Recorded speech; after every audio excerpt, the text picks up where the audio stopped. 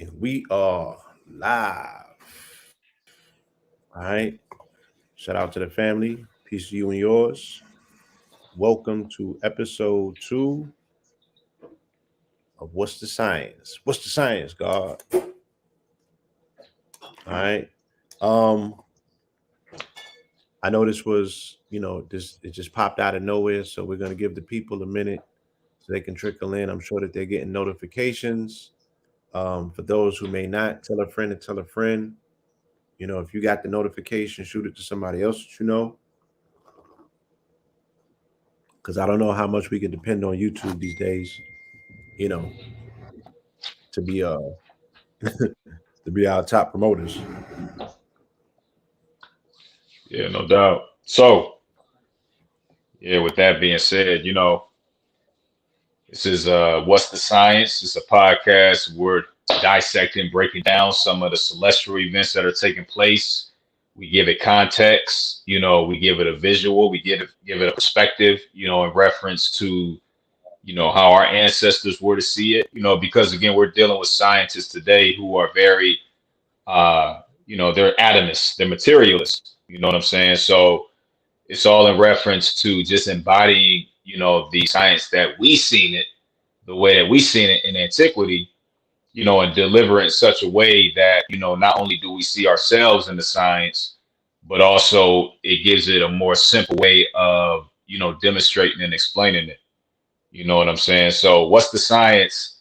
Again, it's tapping into the celestial world, but also we're going into the quantum realm. We're relaying it, juxtaposing certain, societal events that are taking place, and just giving people a broader perspective of what science is as it relates to some of these articles that are coming out.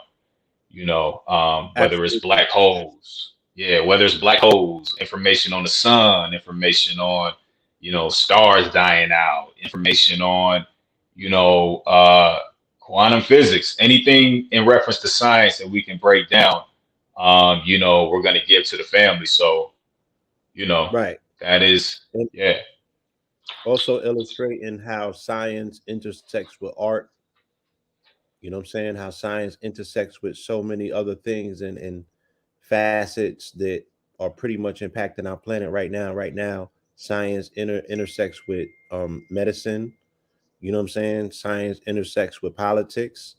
So there's a lot of intersections of science. And then there is a standardized narrative that's being preached on the news about what science is, and is being mitigated or put into a corner to say, yo, this is science. And we can look at that and say, man, that science look janky. You know what I'm saying? Like, if that's what yeah, science is, we're the scientific method. So now media in the news are attempting to hijack the concept and the platform of this glorious station called science. They want to marginalize it into a corner and say that Dr. Fauci is science, and the research around the jab and all of that is low level stuff. That doesn't have nothing to do with the fact that these people say that they sent a probe up just now to touch the face of the sun. Okay. come on So now. there's so many other things that are taking place of significance, but we often say that there's a difference between sight and vision. And what does that mean? It means that the eyes are responsible for relaying information to the brain that organizes it in a particular way that signals to you consciously what it is that you're observing, right? Two people can see the same thing and see something completely different based on perspective. That's where vision comes from, right? Hmm. The ability to see something and see into it, see through it, see past it, see around it, see under it, right?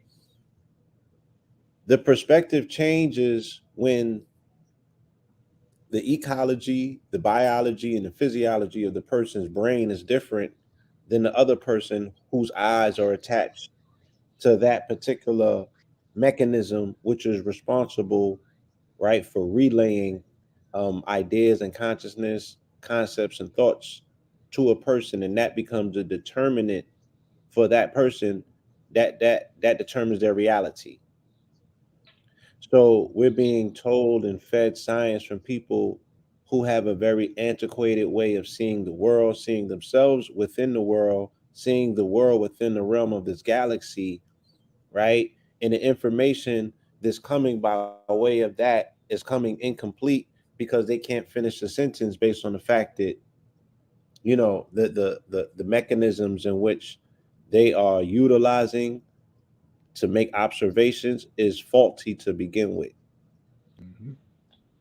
So our concept, our premise is that science is faulty, you know, just based on the fact of it being, um, at the end of the day, science or observation, investigation, exploration, all of it has an end goal. It's all serving a purpose.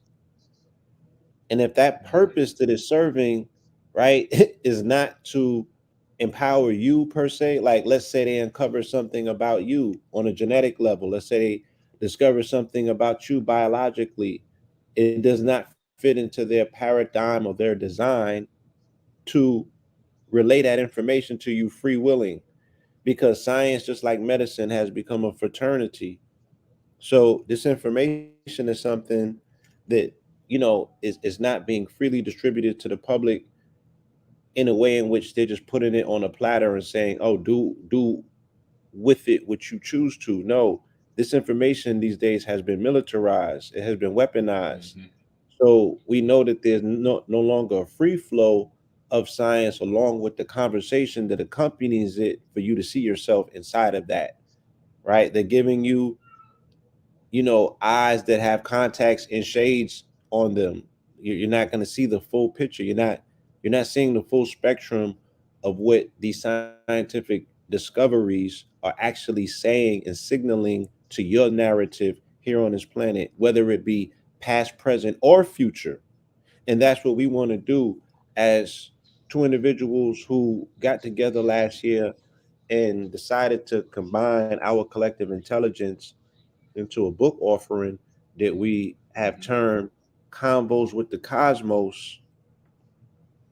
In all sincerity, that endeavor was undertaken, right, by us wanting to explain our relationship as melanated people to the sun's relationship to this planet. Never in 100 years did we think that it would culminate in the project that we are about to release to the family in regards to this book, but also in the midst of it, while writing it, that there would be so many cosmic developments Mm. that act as now receipts for our prophetic musings to say, this is the way that we foresee things are going to go. This is why this is happening, and this is going to happen next. And that's exactly what has taken place, to the point where now in the scientific community, the biggest story of 2022 is the fact that they have now penetrated the corona, ironically enough, when they have utilized mechanized mechanical devices, right, to now explore the inner realms of the inner universe of not only just the melanated man, but millions upon millions of people, right, under the premise of quote unquote the corona. So Mhm. it's like as they as we see science going on inner explorations into the body, just like we saw in the movie Ant-Man, right? As they go quantum and they go inside the body, we also see science going into the outer realms, making contact with these celestial bodies as well. Is that a coincidence? We want to explore these questions and more. So welcome to episode 2 of What's the Science, right? This is Cosmic Currency, episode 2, featuring Blue Pillar 44 and Alkebulan44, right? Give yourselves a hand of applause. You could be anywhere else, okay? But you're here on a Friday evening talking high science with us. Peace. Yes, sir. And just to veggie back off of Blue really quick, you know, again, the science has been super duper convoluted and brainwashed and whitewashed. You know, we're talking about individuals, you know, who don't have you know, the biology that we possess, you know, the technology in the biology that we possess. You see, so when we're talking about science, we got to understand about 60 to 70% of what's being presented to us is based on their narrative, right? So, you know, in essence, you know, melanin itself, get back to the biology, is a semiconductor. So they have to switch the language so that not only do we not see our relationship to science, but that we don't take advantage of it. You can't tell a people who are semiconductors, which melanin is a semiconductor, that we live in a very electrostatic environment. Because what would happen if you tell a semiconductor, and just for the family, a semiconductor is a rearrangement of basically a circuit that allows free flowing electrons to move through. It's a instrument that allows you to not only process light, but store it as a charge. So in essence, if you tell a people who are semiconductors that we live not only in a electrostatic environment, that we have also have the ability to process light and store it as a charge, is game over. You know what I'm saying? Because in essence, if science was really science, then we would switch the language up and then our perception on science would change. So then if we understood that we were a high version of a piece of equipment in reference to technology, and that, you know, we live on a planet which is a capacitor, you know, and then the environment above the planet is positively charged, the surface of the earth is negatively charged, then we would understand how we have a relationship to, you know, perfect example of vibranium and Black Panther, or, you know, how we have a relationship to all this anti-gravity that we hear about the Europeans developing in the early 1900s. So, you know, we would see ourselves completely different, you know, and that's why the language has to be convoluted, switched up, you know. So, you know, we're going to get into some things tonight. There's been some recent activity, you know, in the cosmos in reference to, you know, again, the sun, more specifically. Blue Pill touched on it briefly. You know, the fact that they said that they had a probe or a satellite that literally touched the sun, you know, but just to dive in that really quick, again, we're talking about the sun. We're not talking about a physical object per se. You know, we're talking about a aura or a ring per se that's hollow. So in essence, if they're talking about touching the sun, you know, again, these individuals not only can they not biologically have a relationship with this body or that we call the sun, but the fact that the outer region of the sun is hotter than the actual part of the sun that we can see, you know, goes to tell you that, you know, the fact that they're saying they touch the sun, you know, has some very questionable, you know, demonstrations to that. So, you know, we're going to touch on a few things. And yeah, you know, our whole premise again is to lay out the groundworks to what science really entails. You know, the title is What's the Science? So that's literal. What's the science, right?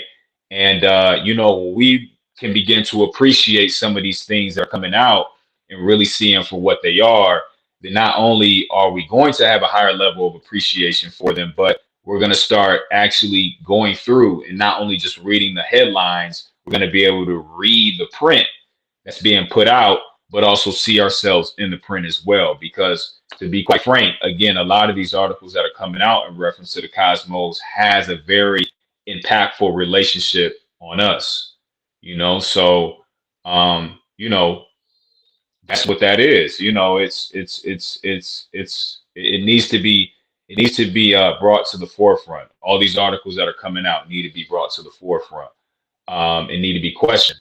And you know, as our ancestors were scientists, so we got to start looking through our scientific lens to be able to decode some of these things, you know, and be able to then begin to rewire the brain on how it sees these things. Like Brother Blue said, the fact that two people can walk into one room and see a completely different room. It's no different than an electrician and a plumber walking into the same room. They're going to see a completely different room based on how they identify things with words. And a lot of our reality is based on the fact that we identify things with words. So when we see something and we can't identify it, it's out of sight, out of mind. We can't conceptualize it or filter it through our consciousness because it's something that we can't name per se. But if we have the ability to read and comb through these articles and be able to identify, for example, what a longitudinal interferometry is, what optimized translation of vorticity is, what gravitational lensing is in reference to black holes, what's quantum chromodynamics in reference to black holes. When we can see these terms and identify them for what they are, then again we can have a completely different perspective on what science is. So we're going to tap into a few things today. Let's let's go ahead and get started. Yes, do you have the screen share option Let me in the back office where you at? I don't know if I have it in the back office. Let me see.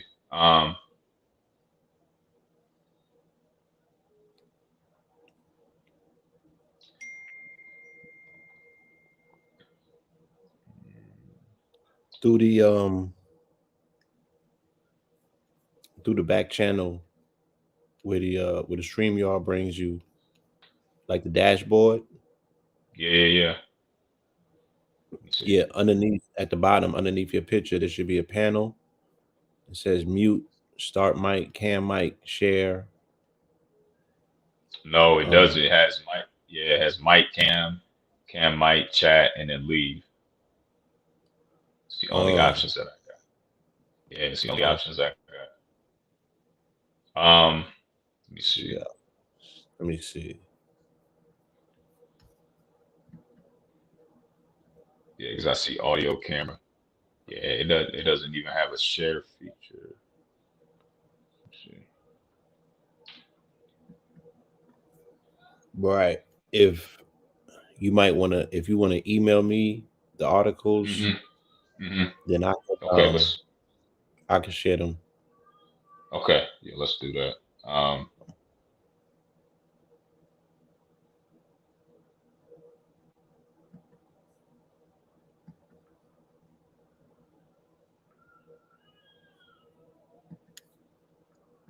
right.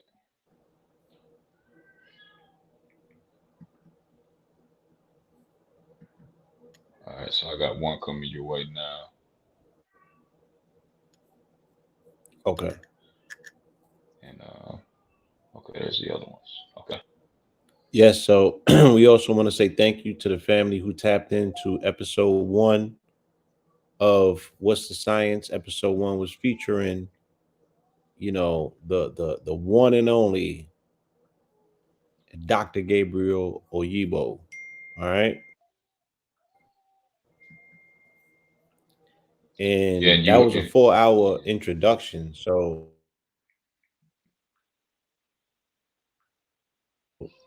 yeah, and it was a long one. It was a long one, family, but the information was very, very monumental. I myself went back and listened to it a few times, and you know, um, he was laying first some things episode, out. yeah, Yeah. laying some things out, yeah, and the fact again that that formula is what we're deeming as the formula to liberate the black race. That's a very powerful statement, that he made. So, I think it's important for Dr. Oibo to come to the light and us really, put him on that pedestal that he deserves to be on, and really educate ourselves on the Gagu. Because once we can really see what the Gagu really is and represents, Right. everything will will tie in and it makes sense. But again, we're talking about math. That's a specific language. So this mathematical formula came from a black man. It came from a melanated man. And as you will bear witness to, for those who haven't tapped into that episode, he beat out all type of mathematicians, and proved them wrong with the formula, Mhm. so it's something that needs to be brought up to the forefront and to be made public. And we're going to do everything that we can to really make that happen. Because he's an elder in the community that needs to be presented to the younger people, the younger generation. And Right. also, again, we gotta remember that math is something that we created. So if it's something that we created and it's something that will liberate us as a people, as said by Dr. Oibo, it's important that we start to actually look into this system of what we call the God Almighty Grand Unified Theorem, so that we can internalize it and thus utilize it in real time. Yes, I spoke to his team yesterday. He wants to come and do a Q&A. And he also said that he's going to put together like a like a class, online course, if you Mm. will, an introductory course where he actually shows the practical uses, what I'm saying, of this theorem. How do you activate it? People are asking, oh, how do I use it? So he said that's the next phase of things that he wants to get into. I guess the first one, conversation for him was his introduction. He needed to tell his story. He wanted it to be heard. He wanted to put it on record, and we got past that. Um, Again, for someone who comes with a theorem that contains, all of the theories that have been on this planet since its existence, you got to give that brother, a little bit of deserved time to unpack his things and and get into his Heck yeah, narrative. And, you know, there yeah, has been yeah, so yeah. much taken from us that oftentimes people make breakthroughs. And the thing that they focus the most on rather than that breakthrough is getting back their dignity, getting Dignity. back their sanity, getting back their connectivity with people again, because you got to sacrifice so much. You feel me? So we Hmm. we will have the brother back. He will be going through Q&As and being a lot more direct with people's questions. So we want to thank Dr. Oyibo for the opportunity to supply the platform for him to finally, in his words, be heard. Absolutely, And there's absolutely. more to come from that. Okay, so I have this article I'm about to screen share, and then we could walk through it. All right. Okay, let's do it. Let's do it. Let's do it. Boom. Boom, tab. All So right. yeah, this is going to get the family again familiar with these articles that are always coming across your Google. If you're always searching scientific information, the algorithms will pick up, and you'll notice a lot of these articles will show up. But don't bypass them. And Right. as you are a participant, in the audience, not only in this show but the next show after, and then as we continue to build this platform out, we're going to make science fun per se. Let's just say that, and get you more familiar with some of these articles that are rolling out. So again, you can be able to see them and see what you're looking at. Okay. Do you see the screen? I see it. I see it. Is the article Let's up? see. Yeah, it's up. Let me go ahead and Okay. zoom in really quick. I'm gonna cut my camera off. Let me see. Okay. So, so the title. All right. So the title of this article is MIT physicists watch as ultra cold atoms form a crystal of quantum tornadoes. Whew. So, again, family, it may sound like a mouthful, but like I said, we're going to dissect this thing so that way you can see what you're looking at, and be able to read these articles and not walk out, with a headache or confused. Or so let's go ahead and I'll go ahead and read this section here. So below it says the new observations record a key crossover from classical to quantum behavior. Okay, so let's read this article out. And Okay, this is a fresh one, y'all. This came out today. right, right. This came out today, so this is new information. Okay, so it says the world we experience is governed by classical physics. How we move, where we are, and how fast we're going are all determined by the classical assumption that we can only exist in one place at one moment in time. But in a quantum world, the behavior of individual atoms is governed by the eerie principle that a particle's location is a probability. An atom, for instance, has a certain chance of being in one location and another chance of being at another location at the same damn time. Okay, same exact time. When particles interact purely as a consequence of these quantum effects, a host of odd phenomena should ensue. But observing such purely quantum mechanical behavior of interacting particles amid the overwhelming noise of the classical world is a tricky undertaking. Now, MIT physicists have directly observed the interplay of interactions in quantum mechanics in a particular state of matter, a spinning fluid of ultra cold atoms. Researchers have predicted that in a rotating fluid, interactions will dominate and drive the particles to exhibit exotic, never be foreseen behaviors.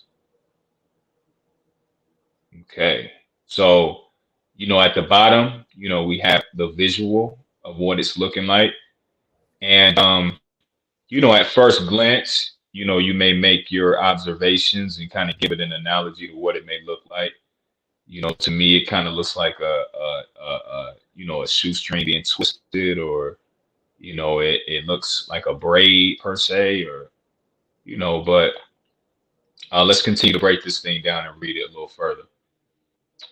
In a study published on January 5th, 2022, in Nature, the MIT team has rapidly rotated a quantum fluid of ultra cold atoms. They have watched as the initially round cloud of atoms first deformed into a thin needle-like structure. Then, at the point when classical effects should be suppressed, leaving solely interactions and quantum laws to dominate the atom's behavior, the needle spontaneously broke into a crystalline pattern, resembling a string of miniature quantum tornadoes. Mm. Okay. Yeah, so let's keep reading. This crystallization is driven by let me read that again. This crystallization is driven purely by interactions and tells us we're going from the classical world to the quantum world, says Richard Fletcher, assistant professor of physics at MIT. The results are the first direct in situ documentation of the evolution of a rapidly rotating quantum gas. Martin Zwerling, the Thomas A. Frank Professor of Physics at MIT, says the evolution of the spinning atoms is broadly similar to how Earth's rotation spins up large-scale weather patterns. Jeez, all right. The Coriolis effect that explains Earth's rotational effect is similar to the Lorentz force that explains how charged particles behave in a magnetic field. Zwerling notes, even in classical physics, this gives rise to the intriguing pattern formation, like clouds wrapping around the Earth in beautiful spiral motions. Okay, and now we can study this in the quantum world. Okay, so let's read this last section, and then we'll speak on it. The study's co-authors include Bishwarp, Mark Hugh, Erlia Schaefer, Parth B. Paddle, Zenchi, Jan Cedric Wilson, and Valentine Krepel, who are all affiliated with the MIT Harvard Center for Ultra Cold Atoms and MIT's Research Laboratory of Electronics. Okay, Yeah. Let me read it's a this lot right last there. part. Yeah, yeah, Or you yeah. want to stop? No, let's go ahead and knock this out. This will bring it home. Okay, In the so let's read. Go ahead. yeah. Go ahead, Blue. In the 1980s, physicists began observing a new family of matter known as quantum Hall fluids, which consist of clouds of electrons floating in magnetic fields. Instead of repelling each other and forming a crystal, as classical physics would predict, the particles adjusted their behavior to what their neighbors were doing in a correlated quantum way, right? So think about how birds fly in unison, y'all, right? Mm-hmm. And you don't necessarily see them forming geometric structures per se individually, where what I'm saying is that like one bird don't form the point and then the other birds form the line so the other bird can form the point. They all move in unison in fluid motion, right? They all become one body. That's Think right. about the day that the earth stood still, right? When the Cyclops being broke down into those nanobots and they all swarmed as one particular field or one body. Mm-hmm. I think Mm-hmm. that's what they are. This is what this article is giving, right? Right. Right. Um, Yeah. People discovered. Yeah.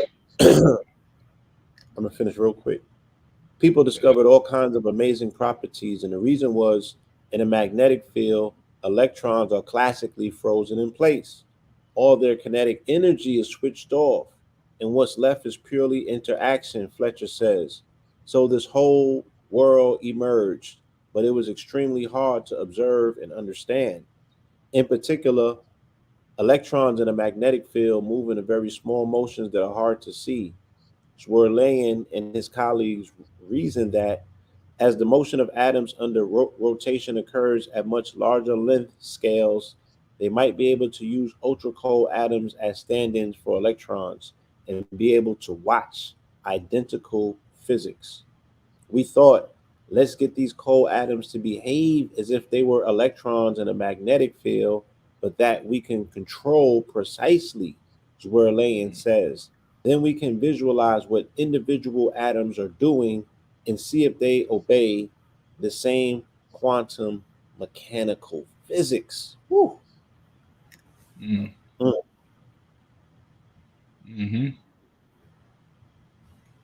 Yeah. Yes. So yeah. You want to stop? Yo, Go ahead, Blue. no, no, I'm saying you want to cut the article Yeah. there. Or Yeah. you Yeah. want to? No, we Okay. can. Yeah, we can cut it there. What I wanted to double back on is when they reference the fact that the pattern almost looks synonymous with the same pattern that takes place with the Earth rotating on its axis and the clouds creating a spiral Right. formation.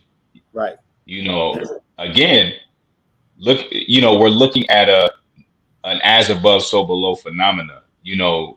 We're dealing with the fact that they're bearing witness to the fact that the underworld or the quantum world is similar to the celestial world. And this again is something that our ancestors were privy to understand. And this is in reference to the fact that too, once you can identify what's going on the quantum world, you then can pinpoint exactly what's going on the celestial world. So I find it interesting, that these scientists are discovering something that, again, has always been known since antiquity.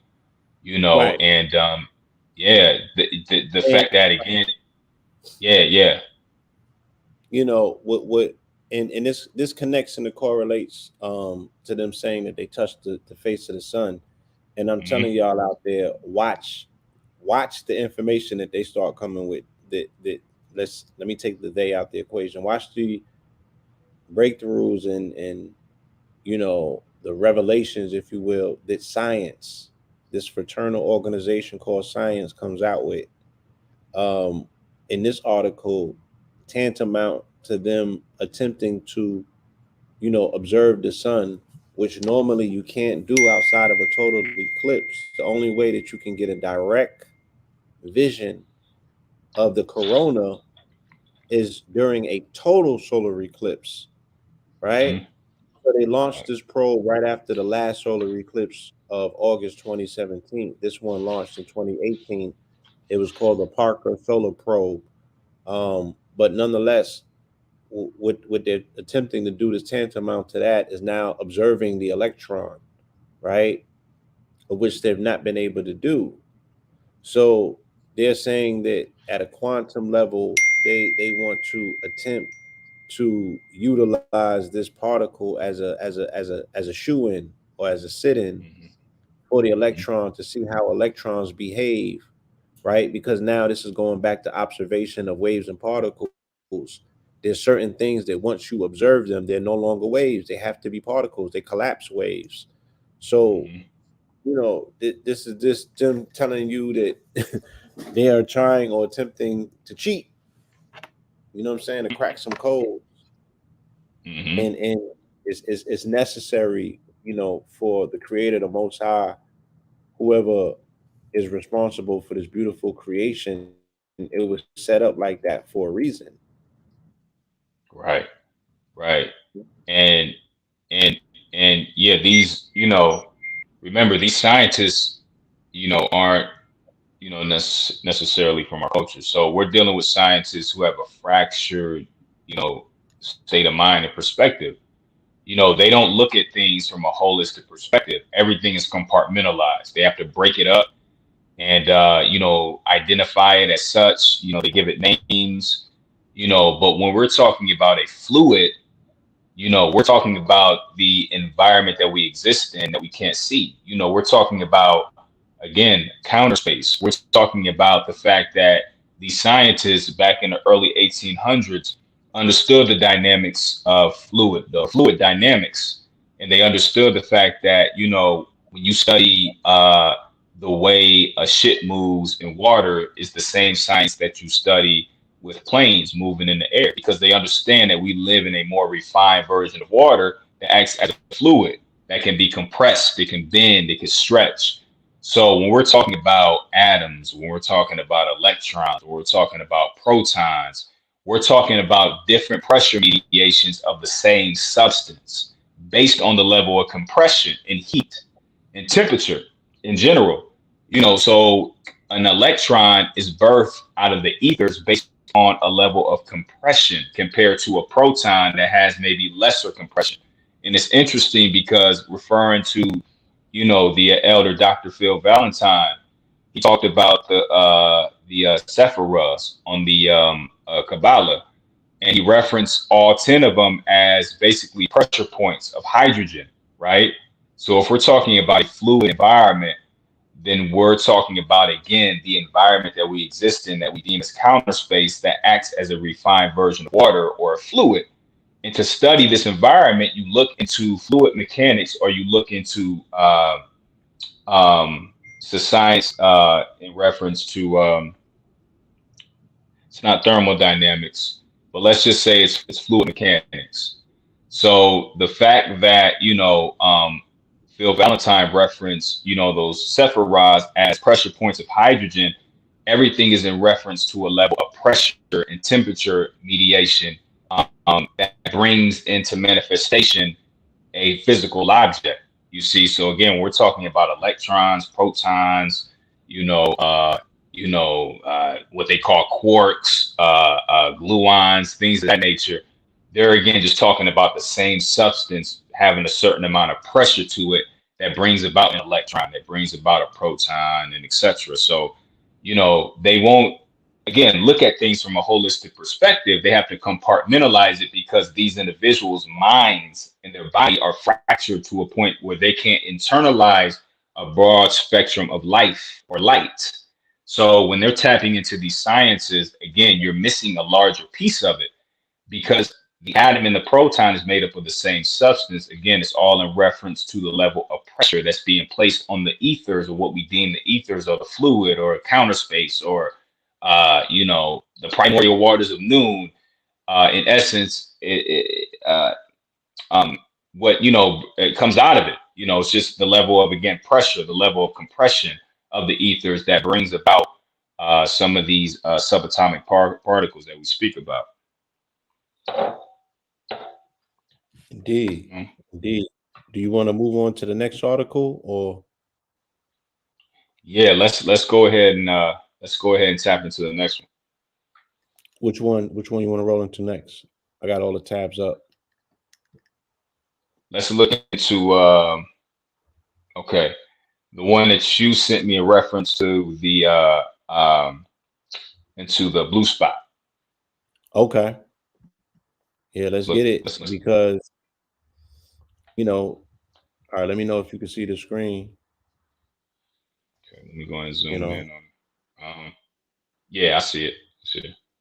Yeah. So shout out to the esteemed elder you just mentioned him, Dr. Reverend Phil Valentine. He often spoke about the locus coeruleus. Hmm. And he spoke about this particular part of the brain having the highest concentration of melanin, Hmm. where it be considered Hmm. blue black. Blue back. And Facts. yeah, funny enough, we equate consciousness with awareness, and awareness comes in varying degrees. This part of the brain is responsible for attention slash awareness. Awareness and attention go hand in hand. The more attentive you are, the more aware you have the propensity to be based on your Hmm. focus. So, again, science is telling us something that our master teachers told us 20, 30, 40 years ago. Okay. But here it is in black and white, you know what I mean? And it's put out from the scientific fraternity. And now you Hmm. can all rejoice and say, okay, I have primary source references. So I'll read a piece of it and then you can jump in as well. Okay.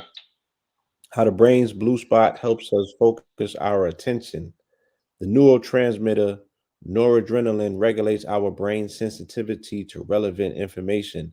And all of these articles, right, are relative right now to the Hmm. greater conversation that we're having, Hmm. because the things we again, to take the sting or the mystery out of the days, we will say that the social scientists are neurological scientists, right? The people are studying how the brain works, and that is how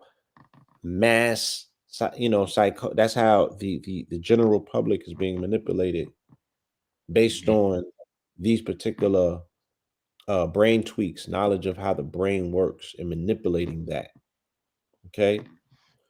um Summary: how can we shift from a state of inattentiveness to one of highest attention? So they're saying, how can you go from sleep to woke?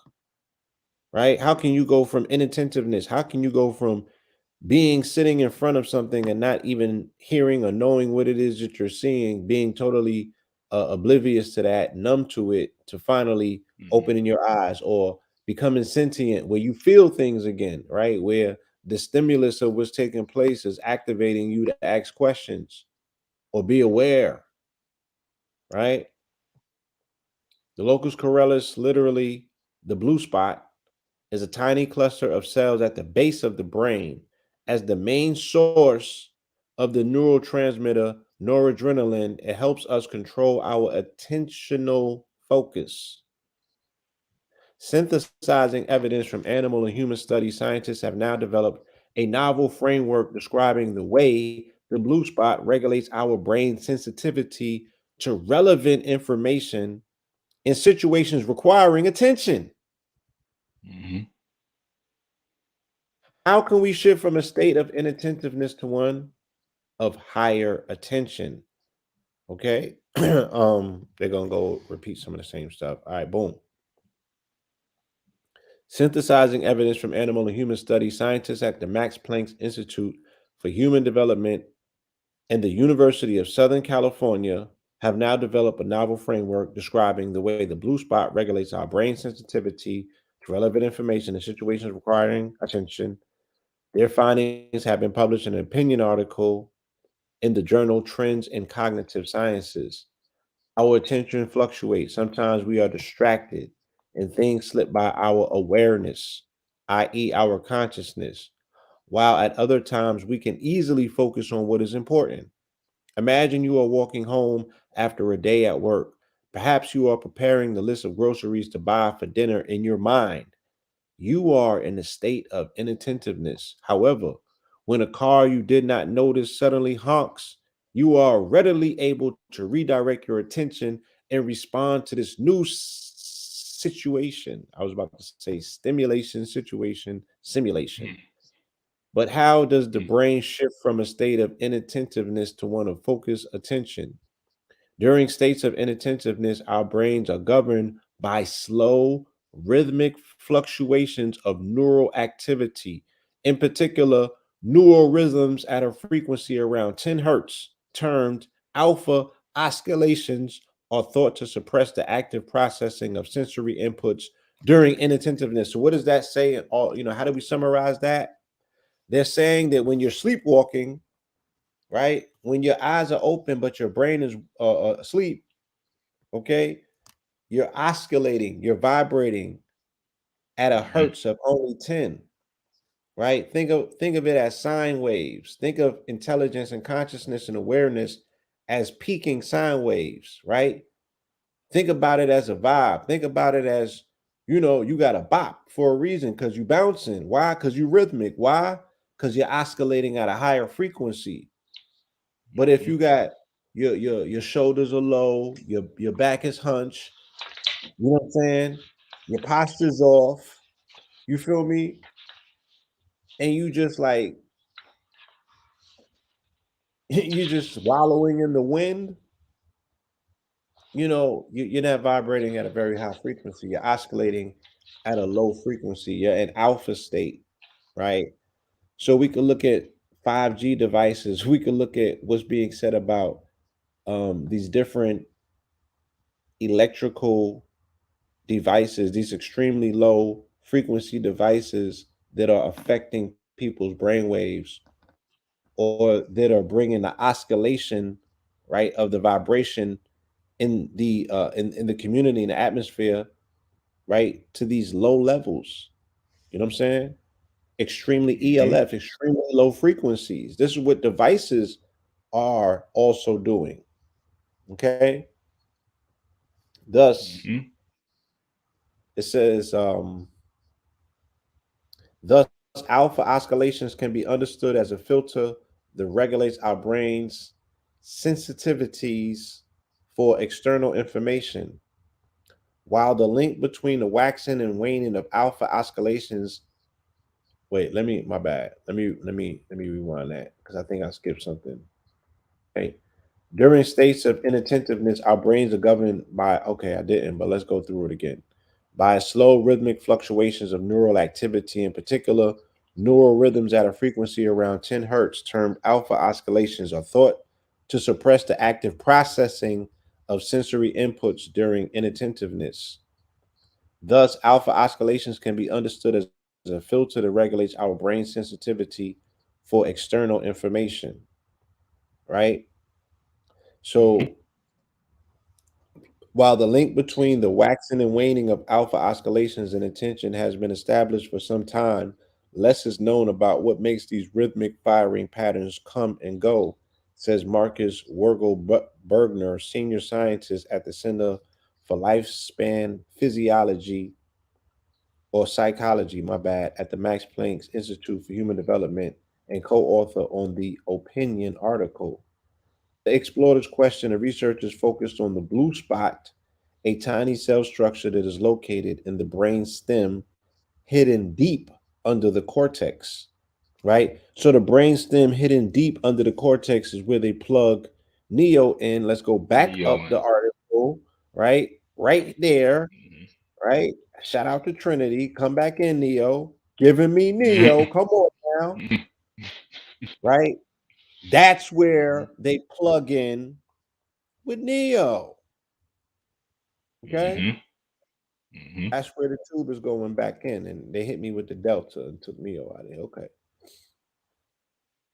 Mm-hmm. all right, let's get back to it. The cell cluster is only about 15 millimeters in size, but it is connected to most of the brain via an extensive network of long ranging nerve fibers. The blue spot is made up of neurons that are the main focus of the neurotransmitter noradrenaline. By regulating neural communication, noradrenaline contributes to the control of stress, memory, and attention. And I'm saying this is why these dialogues are so critical, right? Let me do this real quick. I probably could do it in real time so we can break down and decode and decipher a lot of this stuff in real time for you, Mm-hmm. right?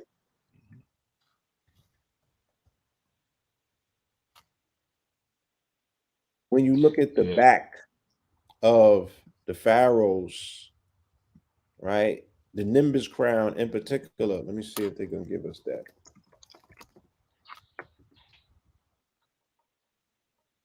right? They're giving Christianity when you're pulling up nimbus crown, right? And it should be Commission, but Mm-hmm. nonetheless, if they was to show the back of the pharaoh's head, you would see where the points converge, right? Right. And they all gather towards that particular spot in the brain that they're speaking about, where the nerve ends and the nerve fibers meet, and then they spread out throughout the rest of the brain or the rest of the body. So that's how that works with that small dot, and that's how it is expressed through art, because our people always knew this, Mm-hmm. Mm-hmm. right? Mm-hmm. And real quick, it's interesting enough to know that the Lucius Aurelius is located. Well, first of all, the fact that they're calling it a blue spot, when in essence that's one of the most melanated areas in the brain. Hmm. So, in reference, it should be called the black spot. Right. But, you know, blue black, black blue, same concept. You know what they're talking about. So the fact that every individual has a part of this in their brain, goes to show that the process of pigment and the fact that you have pigment in the brain gives you the capacity to even have some level of awareness. So you got to then double back and ask yourself, like, and of course, we all know the fact that, racism comes from a rudimentary concept in the sense of the color of our skin. But, we're talking about color. We're talking about melanin having the capacity to process all of the colors. Hmm. So in essence, this piece of the brain that serves as like a sensory motor or a part of the brain that deals with stress, memory, and attention, it plays a big role. And I wanted to speak real quick on the fact of them having the capacity to lower the hertz and frequency of the brain to a point where we are not paying attention, right? So I want to speak on frequency real quick and the fact that, frequency implies oscillation. Again, and oscillation implies vibration. And, vibration means simply the movement of anything between 2 points of rest or two poles, as in a pendulum when it stops and reverses its direction. So, for example, in other words, whatever vibrates fluctuates between its extreme poles, and it's equivalent to like a pendulum swing. So, when the pendulum swings at one end for about a millisecond, even less than that, stops briefly, it rests, and then it returns back to its original point.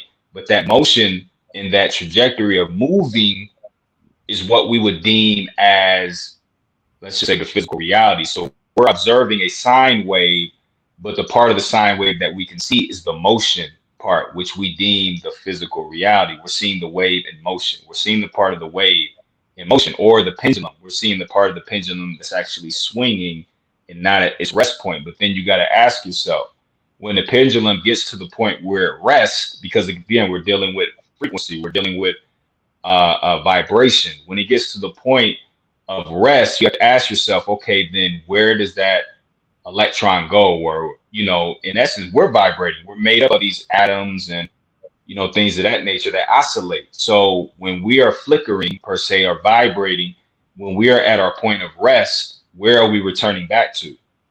And this is a conversation that we're going to have as we continue to build out. But we return back to the absolute. But just as quick as we return back to the absolute, we return back to the physical reality. But it happens so quick. Our attention is not there to be able to capsulate and be able to process the possibility of experiencing full consciousness, because, it's the idea of them playing with the part of the brain that lessens the frequency by way of the Hertzian wave or sine wave that gets us to a point where we're just focused on the part of the wave that's moving as opposed to the part of the wave that's at rest. And that is the absolute. That is the point of the wave that the scientists are always trying to tap into to process cosmic information on a higher level. You see, so, in a sense, like my brother Blue said, the part of the brain that Neo was plugged into, it sits behind the part of a brain that they deem the pyramids of medulla. You have to get through the pyramids of the medulla to get to the blue spot. You see, so you know, as we continue to read out this article, I just wanted to pinpoint that fact that, again, we're talking about vibration, we're talking about fluctuation, we're talking about oscillation, but we have the capacity to tap into the absolute or the rest point of the wave if our attention was there. But if we're constantly being distracted, then we're only looking at the part of the wave that's moving, or let's compare to a pendulum, the part of the pendulum when it's in motion, as opposed to when it's at its rest point for that quick millisecond. So, right. Okay. By regulating neural communication, noradrenaline contributes to the control of stress, memory, and attention, right? So it's very important with what's going on right now, because what are people saying? They're overstressed, they have issues with memory, right? And they definitely have attention deficit issues. So we would think that there is a disturbance in the blue spot, right, in the larger community, based on what's going on, and based on the what it is that they have been attempting to diagnose since the turn of this millennium, with attention deficit, things of that nature. Due to its small size and its location deep in the brainstem, it was previously almost impossible to investigate the neurodendritic nucleus non-invasively in living humans. So they couldn't go inside of a living human and investigate this particular feature or how it works.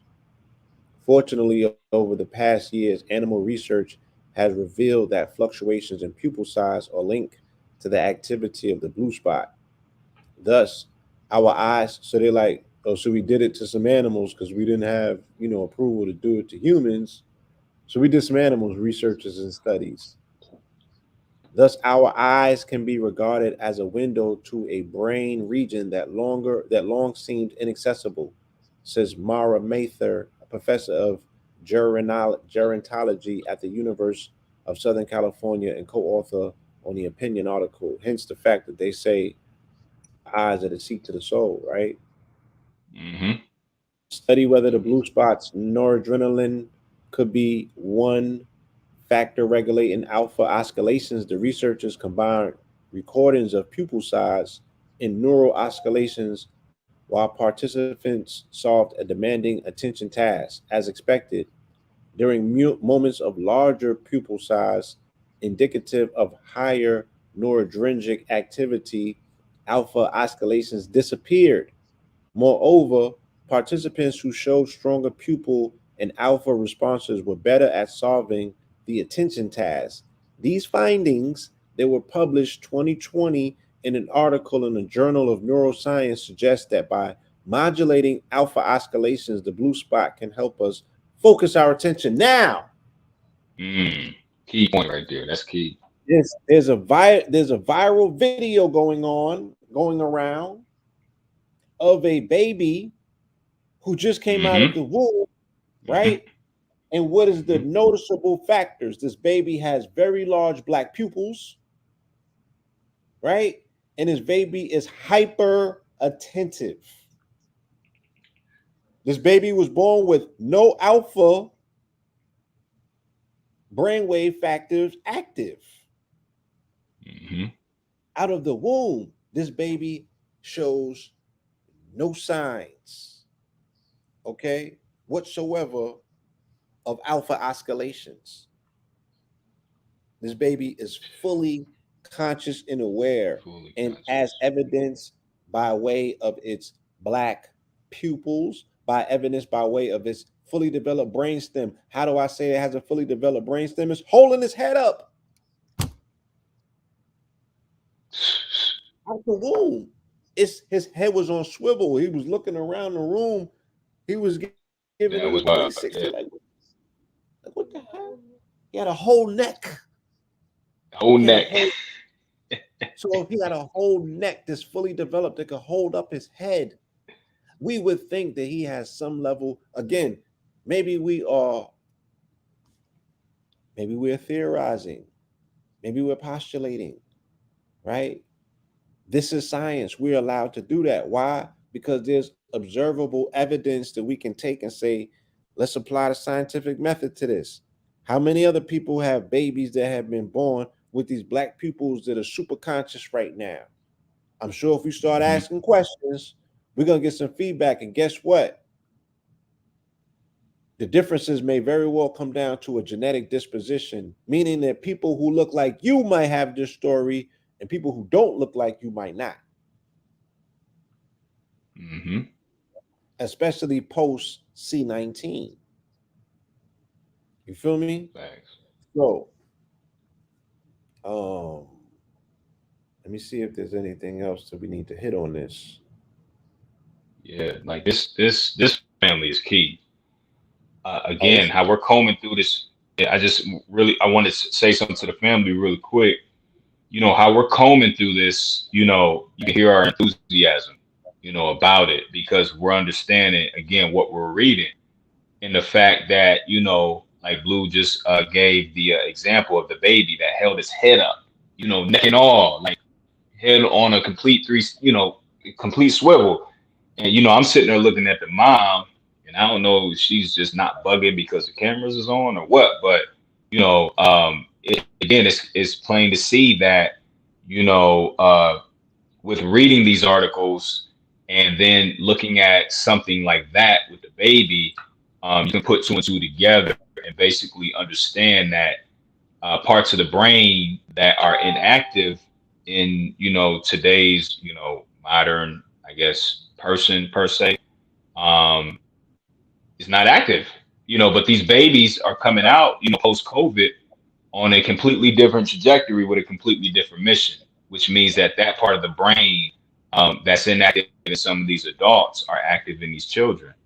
So, as we continue to comb through this article, again, we're looking at some of these things that we can even refer back to Kemet and look at some of the headdresses on some of these pharaohs and run them synonymous with the blue spot and, the medulla oblongata and things of that nature. So, this is a very important article. And again, it's a newer article. It's newer information. So, yeah, just wanted to relay that to the family again. This is something that's super important that we're pinpointing. So just take heed of the information that's coming through. yes, indeed. Yes, indeed. Hmm. Um, So we got another spot on there, another portion of this article we want to come through. yeah, I just want to hit on the last piece of it. Um, Okay. what remained unanswered in the study is how noradrenaline influences alpha oscillations.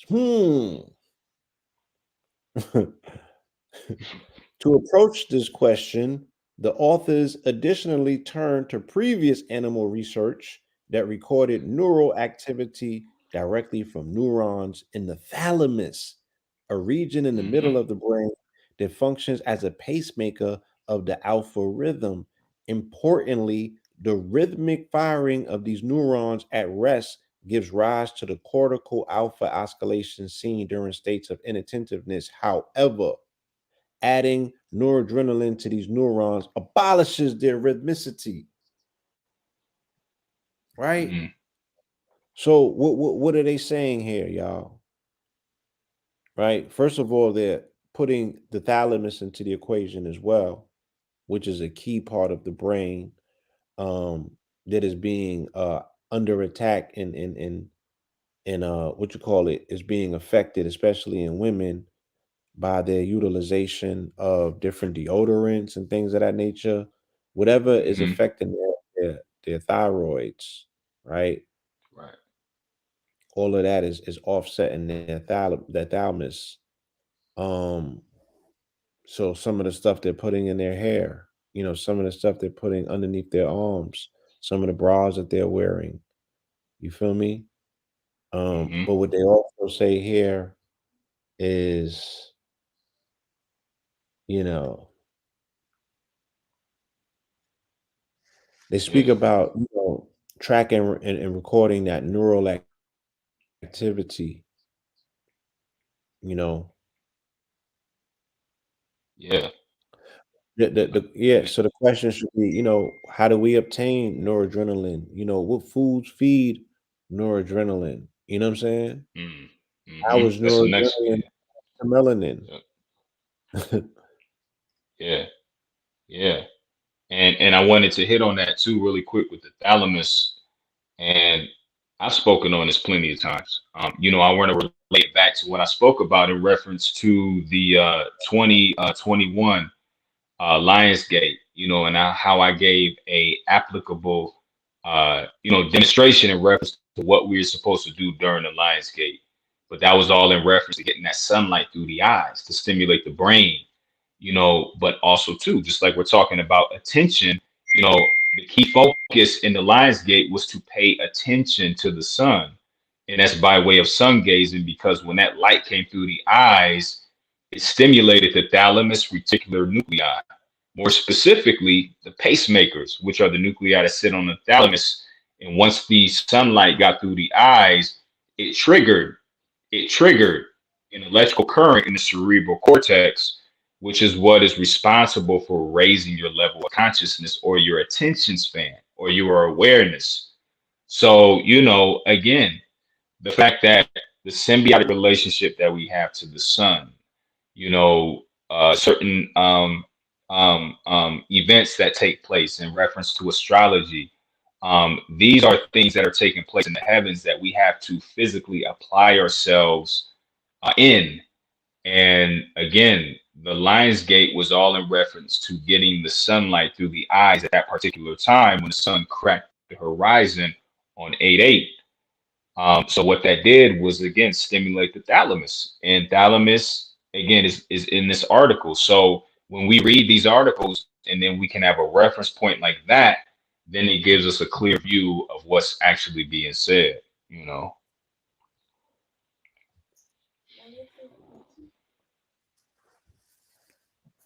Absolutely. Can you speak specifically to the routine that you had advised for the Lionsgate? Yeah. So basically, and I'll touch on a piece of it in reference to Kanye West, but I was speaking about the fact that Kanye West represented the motif of the Phoenix Rising of the original people.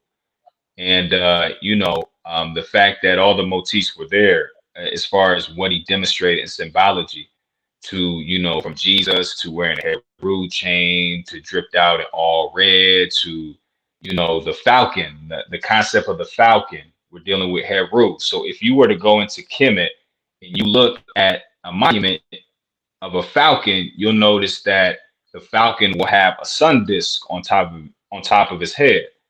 So then if you were to relay that to the actual brain, the falcon will run synonymous synonymous with the medulla oblongata. But on top of the medulla oblongata, which would run synonymous with the sun disk, would be the thalamus.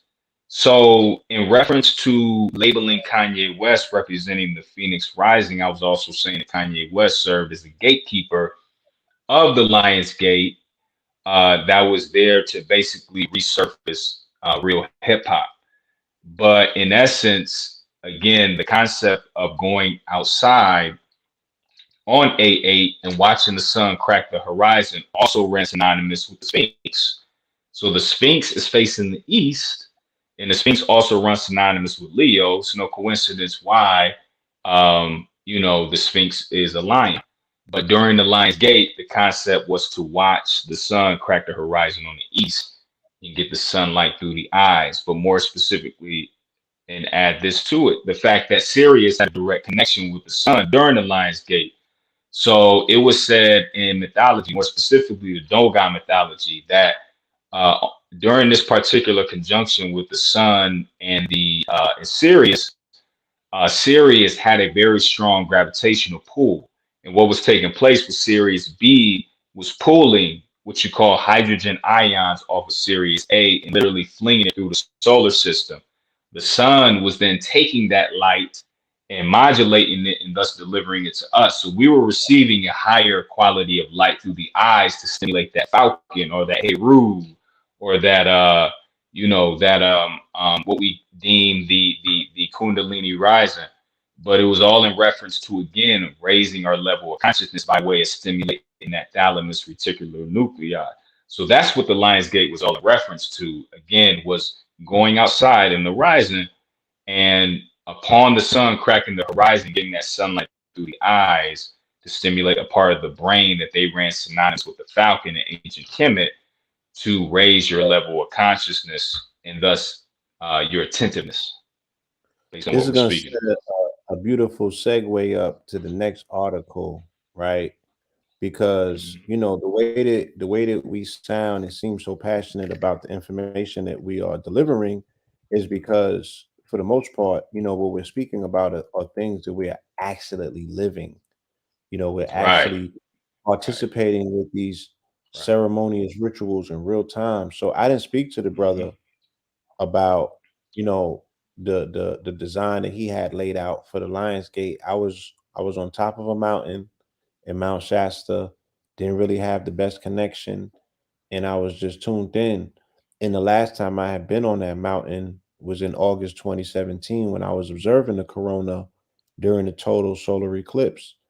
And you know, in the narrative that we are releasing, I often start my journey and my relationship, with the sun directly in 2019 of December 21st. But I think I'm gonna go back and amend the chapter and really started August 21st, um, 2019, no, 2017, during the total solar eclipse, because I vividly remember making these observations of the sky, when the eclipse happened and it was the plasma that I was witnessing and didn't quite Hmm. have the language put to it. So I'm like, what are these waves and why does it look like these rays are coming off of the sun and they're fluctuating, but they look fluid and almost like I'm looking at the plasmic parts of the universe that you can really see how creation takes place. It's not the easiest thing to explain. It's really one of those things where they be like, you had to be there, Yeah, yeah, yeah, right? yeah. But I Hmm. observed it, and I found myself on the morning of the Lions Gate, which was August 8th, 2021. We didn't sleep. We broke night that day. We had just finished watching what 150 crafts. Well, how much was it, baby? About 150? It was, yeah, and again, I know these stories be sounding fantastical, but you had to be there, and I'm You sure got to that be there there. there are people in the audience who were at that retreat, and if not, we We have an email list. You can email them and verify these stories. But the sky was split up into four quadrants of space, and in all four Mm-hmm. quadrants there were crabs coming in and out like wormholes. They were just popping in and out, and it was the most active night I had ever witnessed. And we didn't sleep. Um, when day broke, the coyotes came out, and they were like packs of coyotes. When they're howling, it's almost like they're laughing. It's almost like a sin. I mean, this Mm-hmm. again, it's the craziest thing. You got to get to nature and witness some of these things. So it was just like very cynical, what the coyotes sounded like. So I didn't go to sleep because I wasn't comfortable, and it was just something that was Mm-hmm. just moving in me. And my lady had asked us. She was like, "Can let's stay up till the sun comes up, so we could sun gaze." And I think she took a little nap. She might have broke down before I did. And I was laying there with her. And then the sun finally broke. And I gave it about 10 to 15 minutes. But then I got up and I went out and I was gazing. And I found myself gazing from that time until like 11 a.m. Right? Straight. Mm-hmm. Straight. Mm-hmm. I had moved down the road a little bit closer so I could get at a better angle. But I was sun gazing for like 3 or 4 hours. And then I went back on the land and started waking people up. You know what I'm saying? Because they had just recently, a lot of people went to sleep when the sun came up and didn't stick around for the sun gaze, you know. And Mm-hmm. that whole day, I was just getting downloads. And then we did the sweat that night. And there was a lot going on. But I remember, getting my download in that sweat, and the universe clearly said to me, "You're trying to cancel the babies." And Mm-hmm. that's what I came out, and I was telling people that, ever since I came off that mountain, I've been screaming that at the top of my lungs to bring awareness, right? And consciousness to the family to be like, yo, this is about babies. Like they want to cancel the next crop, the next iteration of what these babies, this is the last stand for humanity. As man is on the cusp of merging with machine, and man will not mount the machine will mount man. So that's not a fight that he's going to be suited to win, because he does not understand the dynamics of what he's up against. And these Mm-hmm. babies that are being born, so fully aware and so conscious, is because they contracted and knew that they were coming in at a time that they're going to be going up against AI and automation and deep fakes and all Yeah. types of other stuff that they're going to be, dealing with. You feel Dealing me? with, yeah. So Mm-hmm. yeah, Mm-hmm. that leads us back to this new story. What is already the story of 2022, bar none, and that is spacecraft enters the sun's blistering hot corona for the first time in history. Oh gosh. Right? Look, yeah, and before you continue, Blue, really quick, what I wanted to say, because we're talking about the sun, so it's all relevant. We were just talking about sun gazing, and I was referencing the Lions Gate, but Yes. what I came to a conclusion as or with, as a download was the book of Ezekiel, chapter 44. And what I bear witness to, and this was one of my confirmations to let me know that the Lion's Gate was all in reference to sun gazing. And I want to read this quick little excerpt in Ezekiel chapter 44 really quick, that led me to know that, and this was one of the few that came to me as a download to say, no, like this is what you're supposed to partake in during the Lionsgate. Because like Blue mentioned, like we do this in real life. We participate in these rituals and these sacred events that happen in real time in real life. So I want to read this chapter 44 of Ezekiel, and it says, then the man brought me back to the outer gate of the sanctuary, the one facing east, and it was shut. The Lord said to me, this gate is to remain shut. It must not be opened. No one may enter through it. It is to remain shut because the Lord, the God of Israel, has entered through it. The prince himself is the only one who may sit inside the gateway to eat in the presence of the Lord. He is to enter by way of the portico, which is a porch. He is to enter by way of the portico of the gateway and go out the same way. Then the man brought me by, or let me say it again. Then the man brought me by way of the north gate to the front of the temple. I looked and saw the glory of the Lord filling the temple of the Lord, and I fell face down. So that whole excerpt basically is breaking down the concept of the sun cracking the east, and those who have the capacity to be able to see the face of God by way of sun gazing is the essence of, again, not only raising your level of attention based on the article that we just read, but also filling the body up with light. So I just wanted to speak on that, and again relate it to science, because when we're talking about these scientific articles, a lot of these things can be found in the Bible, because as we all know, the Bible is based on, astrotheology and biology, and things of that nature. So, I just wanted to read that chapter, and again just kind of juxtapose that to Nah, you science and how it all you ties in. pinpointed that. Yeah, you hit that right on the nose. You brought it home because anytime that they talk about the portico, right? They're talking, like you said, that's the porch, but the pillars are always on the portico. Exactly. I'm Yes. saying you Yeah. got to pass through the pillars on the portico to get into the temple. Um, and like you said, they're talking about the temple, which is analogous to the temple of man, and they're speaking about Hmm. filling it up with light. So they're talking about the east. They're talking about the sun, right? They're talking about the sun going through the eye to fill up the body, which is the temple. So it's Hmm. layered and analogous, but when you understand the language, you can correlate and break it down and make it make sense. So I wanted to also say, when I was gazing on August 8th, and mind you, I'm gazing leading up to that point. So it's not like, oh, I just decided to get up Yeah. that rising and gaze. No, I have been Hmm. gazing all the way up until that point. But this day was different because the sun had these petals, these iridescent petals of light coming off of it. And I've seen, a variation of Hmm. that here in Atlanta in some risings when I've gazed, but it was very strong and prominent on this day. You know what I'm Hmm. saying?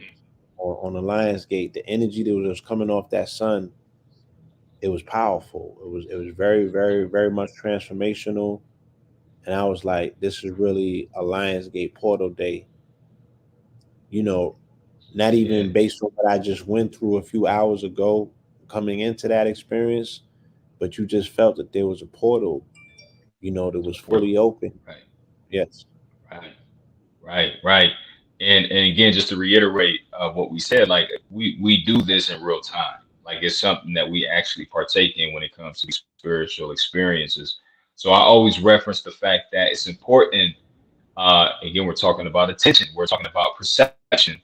The concept of spiritualizing matter. Dr. Phil Valentine would always talk about spiritualized matter. We're here to spiritualize matter, but what does that actually mean? And I'm gonna give you an example really quick. Very random example. If I'm walking down the street and I walk, past a tree and I see an owl, the average person who doesn't have the attention span will look at that and just keep walking, see it as a coincidence. Okay, that's an owl. But somebody who's tapped in or tuned in per se will walk past the tree, see the owl, and define what that experience means to them by applying a spiritual aspect to a physical experience. So in Right. essence, what you're doing is you're marrying, you're bringing together the physical with the spiritual.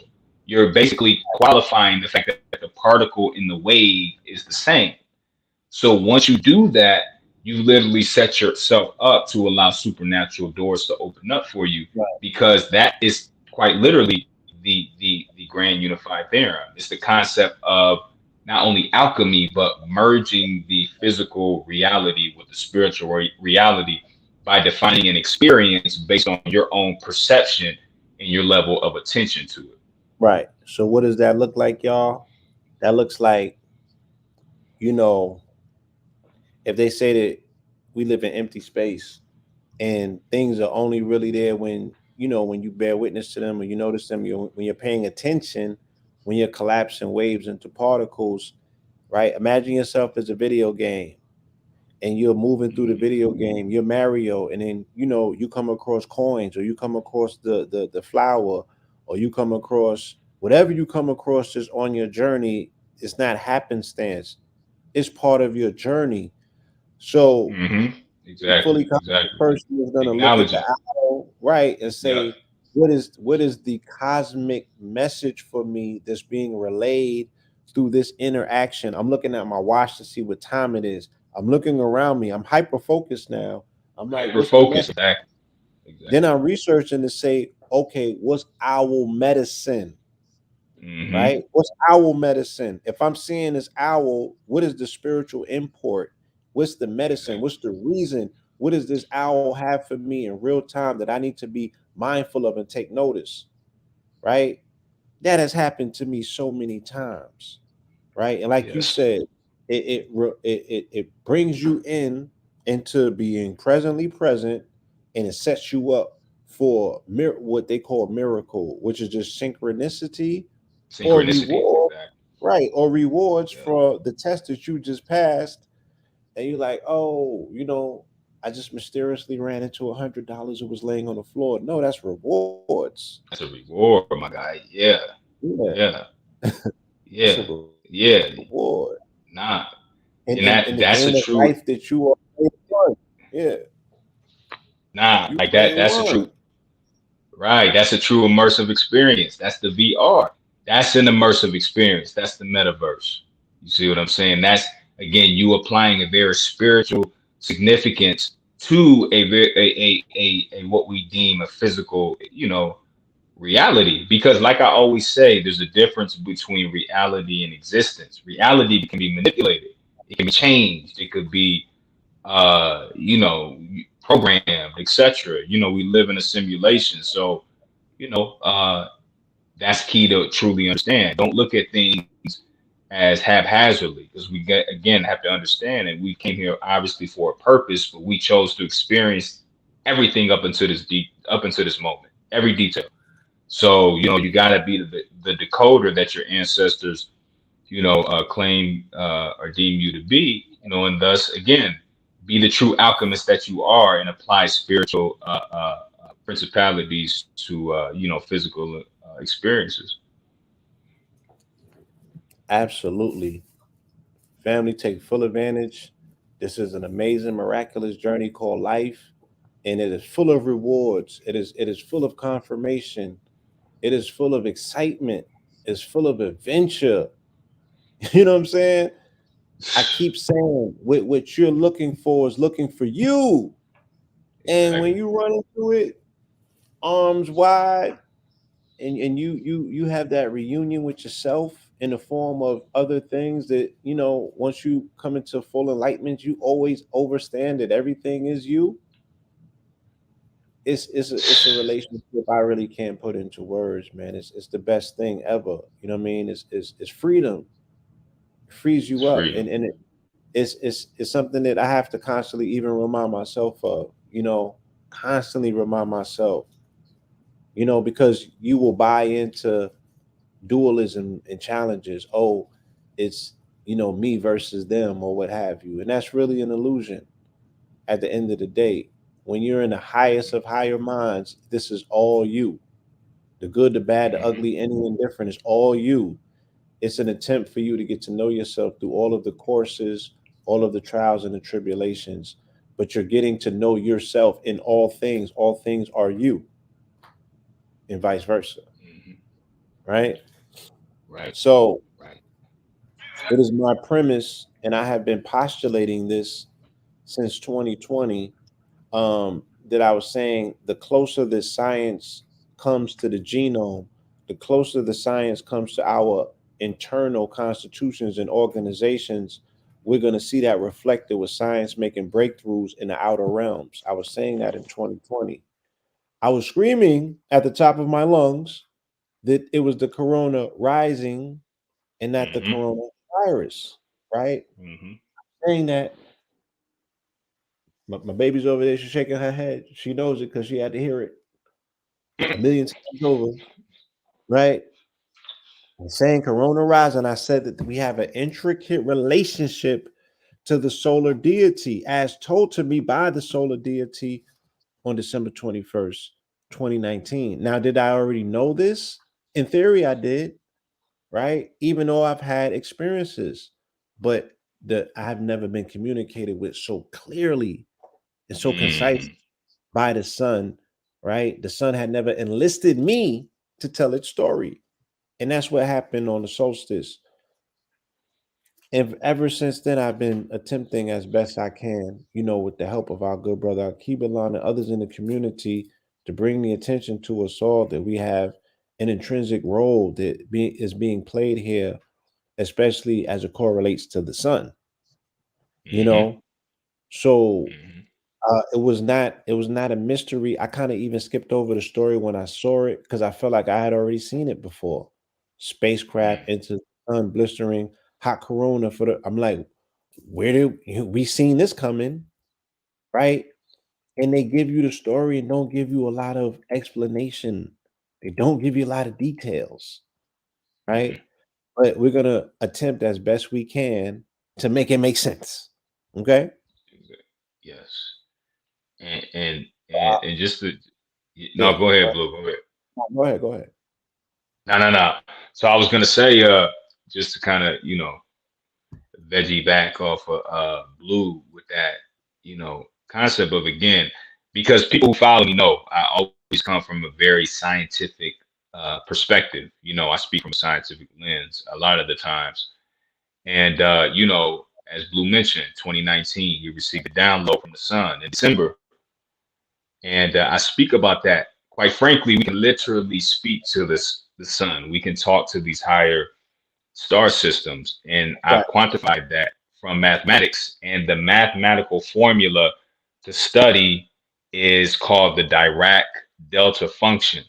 And this is in reference to the pulse coming from a source, because all of our ancestors understood that the way to commune and commence with these higher star systems is by way of a pulse. So even if people who, they sun gaze, when you sun gaze for a decent amount of time, you'll notice that the sun looks like it's pulsating. It looks like it's moving or pulsating. And that is in reference to the sun communicating back to you. But in order for that process to take place, for you to have that one-on-one communication with it, it's in reference to the science of what you call optimized translation of vorticity. And that's converting a sine wave into what you call a longitudinal wave, which is what they deem as science. They label it as scalar energy or things of that nature. But it's the Mm-hmm. concept of embedding light that moves faster than the speed of light. And the math to study that, or the formula for that, is pi over square times the velocity of light, which is faster than the speed of light, which then Mm. gives the pulse, again, that's coming from these higher star systems, the capacity to literally embed within the body and thus allow you to process the information or the signal that's coming by way of whether it's Sirius, whether it's Pleiades, whether it's Arcturus, whether it's even Andromeda. Like, we have the capacity in real time today to commune with these stars, just like our ancestors did. So again, I always preach about the fact that we got to get over the concept of always just marveling over what we did in Kemet, or just kind of looking at it and saying, well, damn, these people were super intelligent. Well, shit, goddamn it, we're the same way today. We're the same people. So we have the capacity to do some of these things in real time. And that's why, again, I always speak from a scientific lens, because I want to give our people the language, not only to speak, but also to look up. So when I'm saying optimized translation of vorticity, go look it up. When I'm talking about longitudinal interferometry, go look it up. When I'm talking about the Dirac delta function, go look it up. When I'm talking about quantum chromodynamics, go look it up. Because when you study these sciences, you have to you will then look into it and see that these are the same sciences, even though they didn't call it they didn't term it these names back then, but these are the same sciences that your ancestors knew about in order to, collectively, embed cosmic information that's coming in instantaneously. Absolutely. Absolutely. Mm, Um, and that's why we're here, family. You know what I'm saying? We're here to have these discussions and this dialogue, and to defangle these phrases. We don't want right, which to be right. intimidating to you to a degree where you're like, oh, y'all gotta have a PhD to decipher what's being said. It's like, no, Yeah, no, you don't. make it super relative. You know what I'm Super saying? relative. You're not gonna Yeah, be able to yeah, read out of this. This does not require a PhD, right? A little bit of yeah. imagination so you can visualize, but and attentiveness, awareness, Hmm. the Hmm. blue spot. It requires a little activation of the blue spot. That's why we're gonna find out what foods you can you can load up on to help the Yeah, noradrenaline. You dig what I'm saying? But yeah, let's get into this article. All right, let's delve into it. Boom. An instrument made by scientists and engineers at the Center for Astrophysics has helped verify that for the first time in history, a spacecraft has entered the corona of the sun. And at the end of this article, I'm going to show you the same people responsible for this article are the same people responsible for C-19. How about that? mm, mm. Oh, How about wow. that? A spacecraft launched by NASA has done what was once thought impossible. On April 28th, the Parker Solar Probe successfully entered the corona of the sun, an extreme environment that's roughly 2 million degrees Fahrenheit. So, if they did this in April and you're just hearing about it in January, what else would they have they not told you about? Mm. Facts. What they would have hidden the fact that they went to the moon. They made that a televised event. Hmm. So on the however 60th, 50th, however many anniversaries I'm going to the moon, which was I think the anniversary for that was last year or the year before, either or, because 20 and 21 sound the same to me these days, right? They twins. They they said Yeah. 2020 and 2021 is Siamese twins, like. Facts. Yeah. And 2021 is the smaller, deformed one because it's like 6 months long. It was not a year at all. But anyway, um,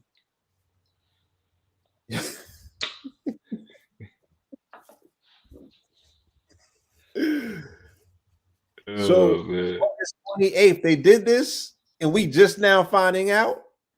Hmm? The historic moment was achieved thanks to a large collaboration of scientists and engineers, including members of the Center for Astrophysics, Harvard, and Smithsonian, who built and monitor a key instrument on board the probe, the Solar Probe Cup. Right? This is Mm. what they're telling us. The cup collects particles from the sun's atmospheres that help scientists verify that the spacecraft had indeed crossed into the corona. How, Sway? Yeah. Oh. Did, did they send the cup back? The goal of this entire mission is to learn how the sun works. It's 2022. And they're telling you that they don't know how the sun works, but they're telling you that you can genetically manipulate yourself, right? You can manipulate your genome at a genetic level. And they just finished mapping the genome of May of 2021, and they don't know how the sun works. But they're telling you Yes. that you can tinker with the creator's creation. And they're still trying to figure this thing out. Okay, so they said we can accomplish this by flying into the solar atmosphere, says Michael Stevens, an astrophysicist at the CFA who helps monitor the cup. The The only cup. way to do that is for the spacecraft to cross the outer boundary, which scientists call the Alvin point. So, a basic part of this mission is to be able to measure whether or not we cross this critical point, right? Because they don't have visuals apparently. Okay. All of this is Mm-hmm. simulations. None of this is like what they're seeing on the sun, but they're telling you that they touched the sun. Mm-hmm.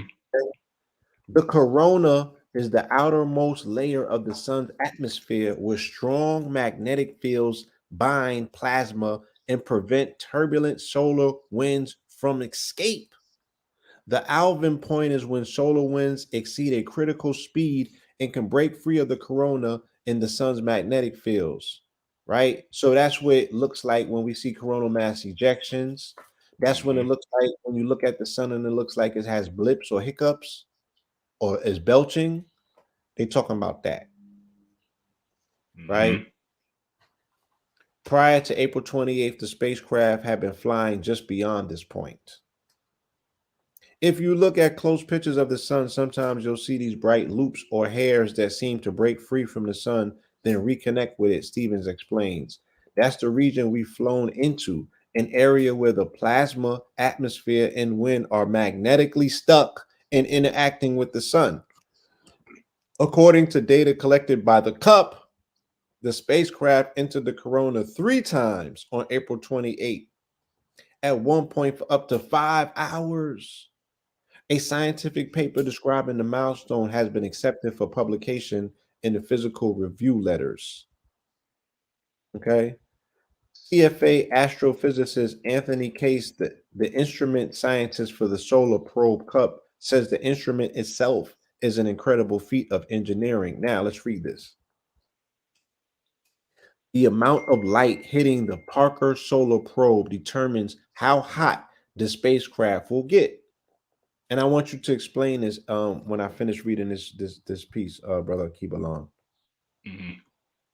While much of the probe is protected by a heat shield, our cup is one of only two instruments that stick out and have no protection. It's directly exposed to the sunlight and operating at a very high temperature while it's making these measurements. It's literally red hot with parts of the instrument at more than 1800 degrees Fahrenheit, 1000 degrees Celsius, and glowing red orange. To avoid degradation, the device is constructed of materials that have high melting points like tungsten, niobium, molybdenum, and sapphire, right? But the success of the Parker Solar Probe represents much more than technological innovation. There are many mysteries about Earth's closest star that scientists are hoping the probe can help solve. For example, we don't actually know why the outer atmosphere of the sun is so much hotter than the sun itself, Stevens says. The sun is 10,000 degrees Fahrenheit, but its atmosphere is about 3.6 million degrees Fahrenheit. He adds, Mm-hmm. we know that the energy comes from the churning magnetic fields bubbling up through the surface of the sun, but we do not know how the sun's atmosphere absorbs this energy.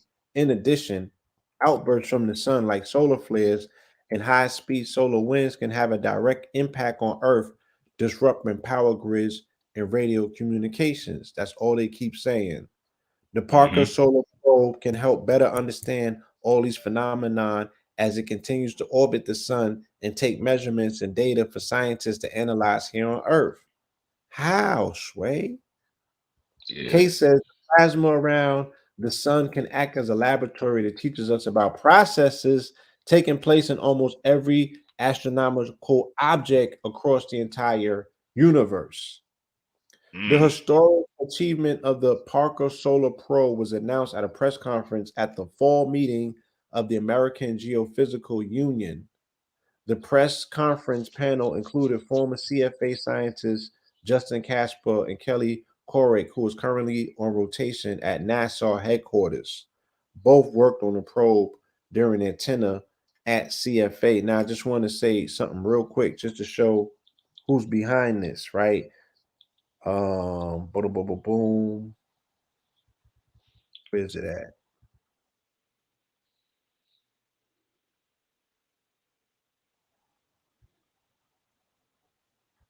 Give me 1 second. I know I had this information up here a second ago.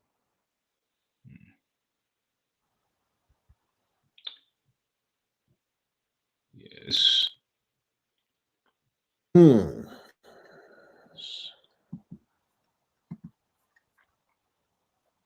But yeah, can you build on that? I'll pull it up. No, I probably just finished reading it was a different article that I had yeah, pulled up. yeah. I mean, the fact that again they're talking about the plasma around the sun. Um, I always reference the fact that we've been giving a very rudimentary perspective of what the sun actually is. The sun is not a ball that's on fire. The sun is a ring, and the sun is what you call, or what I call, a hyper dimensional gateway. That serves as a medium between us and higher star systems to thus and deliver us the information and we relay it back to the sun. So even if you were to look into Kemet and look at Amun Ra or Amun, you will notice that this deity has a phallic that is erected.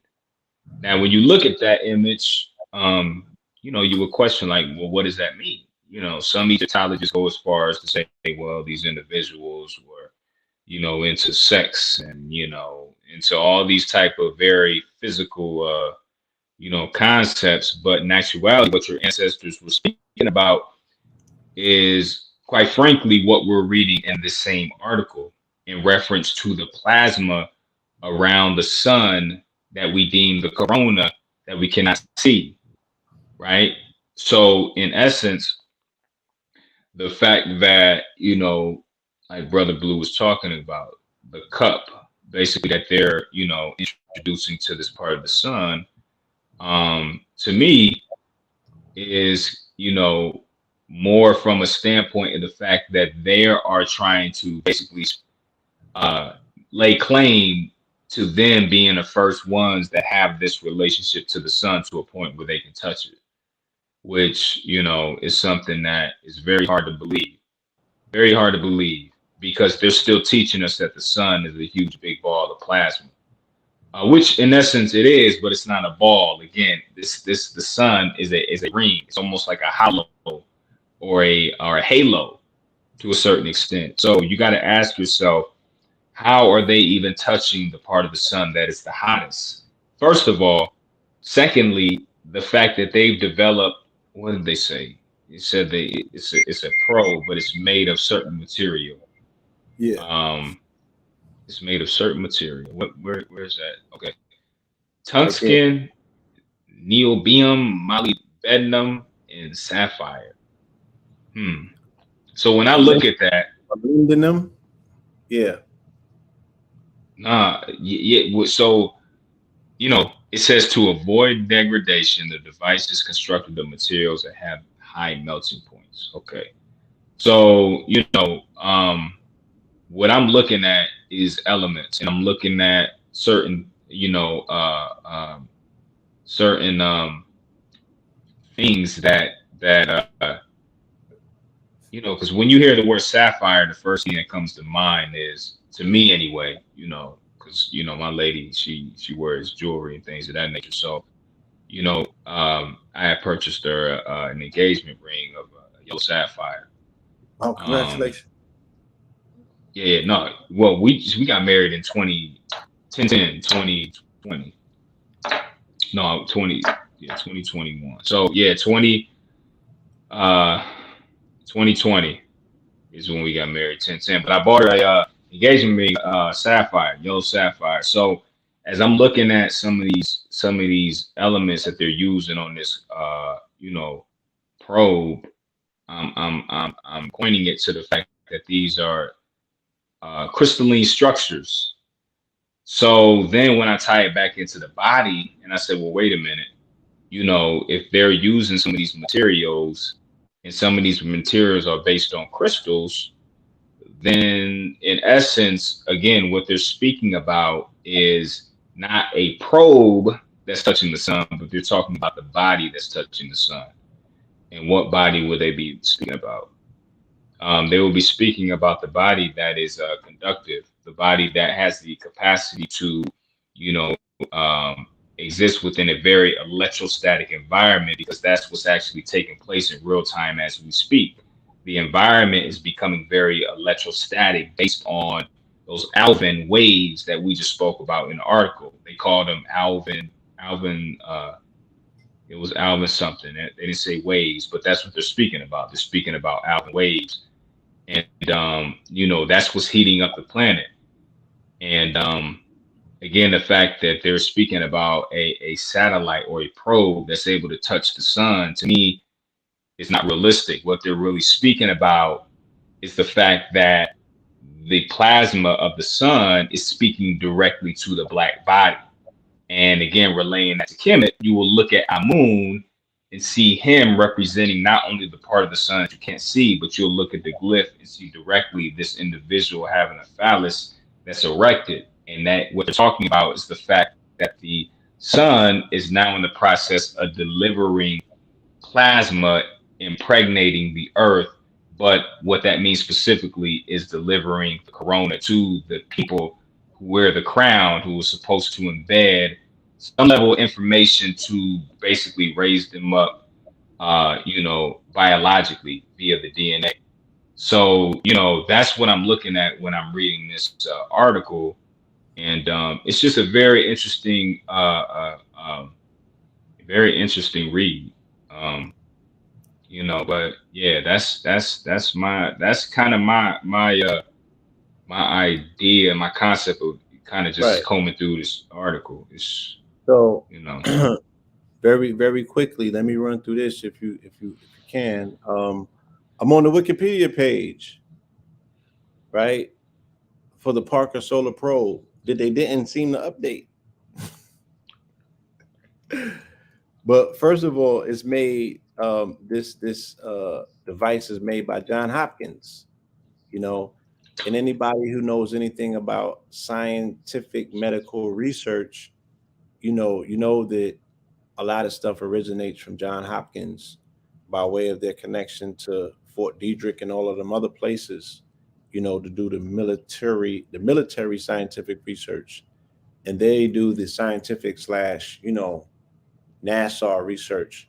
Again, if you come from any esoteric conspiratorial circles, you know what NASA's history is and who that ties into, and that whole concept of the people that were brought over to start NASA, they were researching the black sun before they got there, if you know what we're talking about. Hmm. So it says that the Parker Solar Probe, or the PSP, right? And mind you, this story also broke at the time when Spider-Man comes out with the multiverse, right? Peter Parker. Hmm. So the Parker Solar Probe is a NASA space probe launched in 2018 with the mission of making observations of the outer corona of the sun. It will approach to within 9.86 solar radii from the center of the sun, and by 2025 will travel at closest approach as fast as 690,000 kilometers an hour of the speed of light. The project was announced in the fiscal 2009 budget year, right? So Obama co-signed this. The cost of the project is 1.5 billion. John Hopkins University Applied Physics Laboratory designed and built the spacecraft, which was launched on April 12, 2018 in Leo. It became the first NASA spacecraft named after a living person, honoring non Agenarian physicist Eugene Newman Parker, professor emeritus at the University of Chicago, right? A memory card containing the names of over 1.1 million people was mounted on a plaque and installed below the spacecraft's high gain antenna on May 18, 2018. The card also contains photos of Parker and a copy of his 1958 scientific paper predicting important aspects of solar physics. On October 29, 2018, Scorpio, at about 1804 Universal Time, the spacecraft became the closest ever artificial object to the sun. The previous record, 42.73 million kilometers from the sun's surface, was set by the Helios 2 spacecraft in April of 76. So they're saying by 2025 is when this shit's supposed to happen. Yeah. you know, so Yeah. just interesting the timing and when they decide to put this sort of information out, to kind of, if you will, hijack a narrative before a superior one, such as Convos with the Cosmos, comes out. Right. Right. Right. So you got to ask the question then, like, then what is 2025 going to present? If this is something that was supposed to partake in 25, but it partook in 2022, then I'm curious to know what's going to take place in 2025. You know. Right. And 2025 will be directly after the next solar eclipse, right? Mm-hmm. Which takes place on April 8th, 2024. Mm-hmm. Mm-hmm. So yeah, no, it's just interesting how they move these events around, but they'll tell you a specific date, something's supposed to take place, but do it 2 or 3 years prior. But again, family, as we're combing through these articles, because that's what it takes. It takes time and attentiveness to really look in and kind of read these things, because they'll put it in there, put certain things in there, knowing that we're not going to read these very long, lengthy articles, and then they'll rock your sleep with very long, dragged out words and things of that nature, and make you uninterested in the information. But just something as simple as that, you kind of got to scratch your head and look at, like, why is certain information being presented today that is supposed to be done 3 years from now.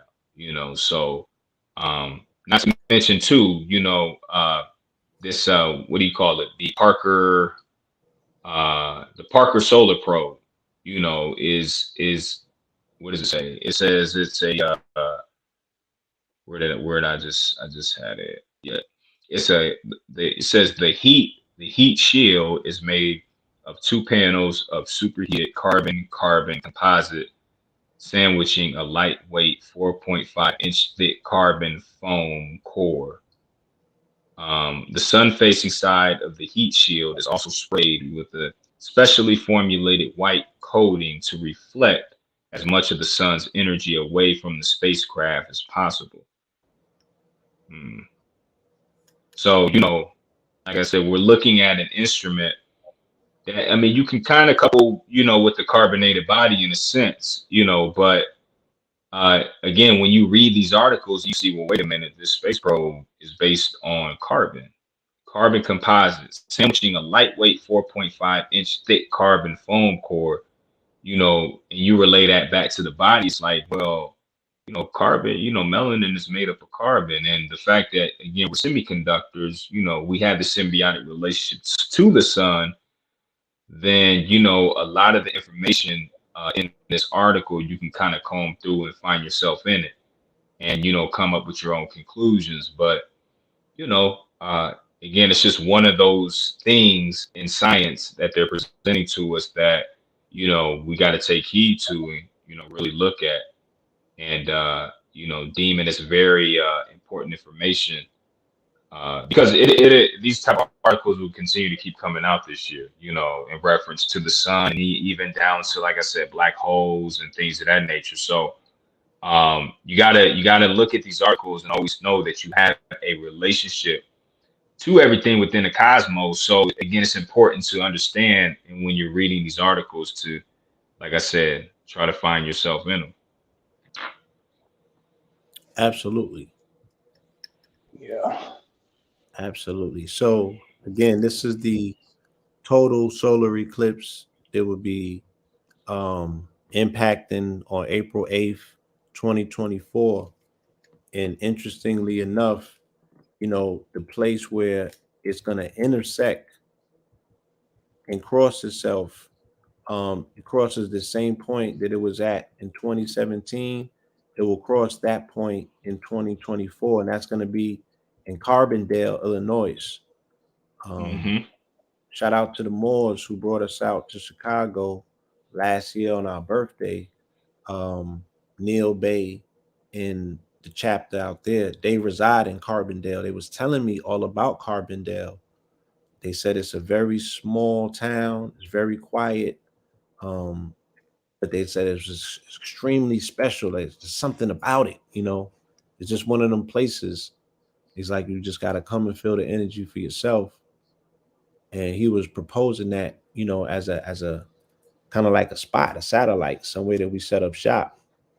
You know, now that I know that it's going to intersect, that's going to be a very powerful vortex point, you know, come 2024 as it relates to the period in time between the last eclipse, August 2017, and what it is that we're going to be crisscrossing on April 8th, 2024, and how all of this correlates to the activation of the sun and the fluctuation of weather patterns on this planet, right, that occur after total solar eclipses. What happened immediately after the last total solar eclipse?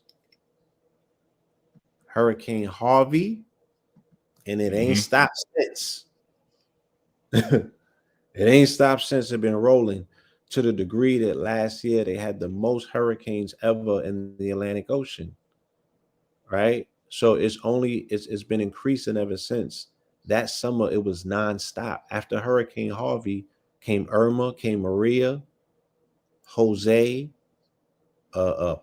Pedro. All of them came, and they all had biblical undertones. They all hit regions that were highly either people who were practicing Catholicism or countries or islands that were named specifically after you know, Christian figures or what have, like Saint Croix, which means the cross, Saint Cross.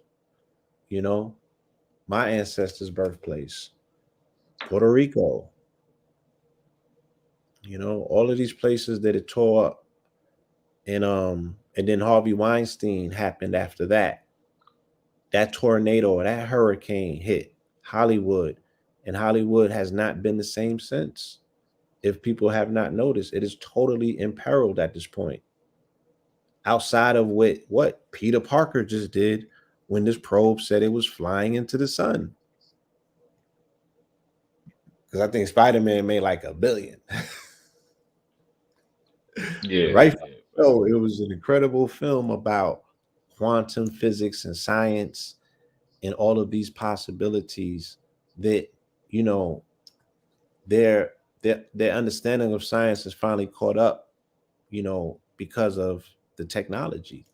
So they can artificially, if you will, experience the things that they have always been studying that we do naturally.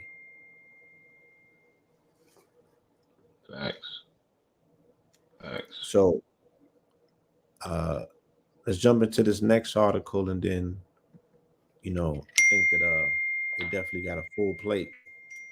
Right, yeah, yeah. So family, yeah, I hope, and of course you can go back and reference, some of the things that we're talking about, but just kind of getting this information in real time, is key. So, have your notebooks, your pencils, your pens, and you know, some of these things that we're speaking about. Um, make sure you do your due diligence and go and do your research. I threw out a couple terms earlier that I want the family to go look up. One in particular, like I spoke on, the Dirac delta function, DIRAC delta function. So, and that's in reference to, the science of uh, pulses coming from sources, more specifically, um, the ability for you to commune again with these higher star systems. And that is the math that they study. It's called the Dirac delta function. So make sure you go look into that. And then, yeah, we will continue on with the next article. Yes. So the next one we have on the screen is titled "The Universe is Already in its sixth and final era. From before the Big Bang to the present day, the universe goes through many eras. Dark energy heralds the final one, right? And mind you, this is from the people who don't know how the sun works, but we'll read on. From cosmic inflation to a primordial particle soup to the expanding, cooling aftermath, the universe went through many important stages in our cosmic history. About 6 billion years ago, however, a new form of energy began to dominate the universe expansion, dark energy, which now determines our cosmic fate. The era we're living in, where dark energy dominates the universe's expansion, is the final one our universe will ever experience. Here's why we're already living through the beginning of the ultimate end. The universe is not the same today as it was yesterday. With each moment that goes by, a number of subtle but important changes occur, even if many of them are imperceptible on measurable human time scales. The universe is expanding, which means that the distances between the larger cosmic structures are increasing with time. A second ago, the universe was slightly smaller. A second from now, the universe will be slightly larger. But those subtle changes both build up over large cosmic timescales, in effect, more than just distances. As the universe expands, the relative importance of radiation, matter, neutrinos, and dark energy all change. The temperature of the universe changes, and what you see in the sky would change dramatically as well. All told, there are six different eras we can break the universe into, and we're already living in the final one. So matter Mm. dilutes as the universe expands. Radiation dilutes and reshifts as the universe expands. The energy density of space itself remains constant as the universe expands. Right. Hmm. So they say while matter So both. Okay,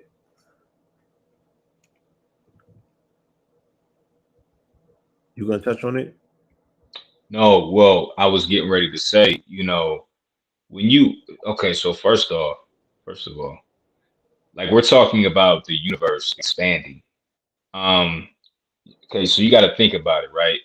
We've been told that the universe is omnipresent. Universe is infinite, you know.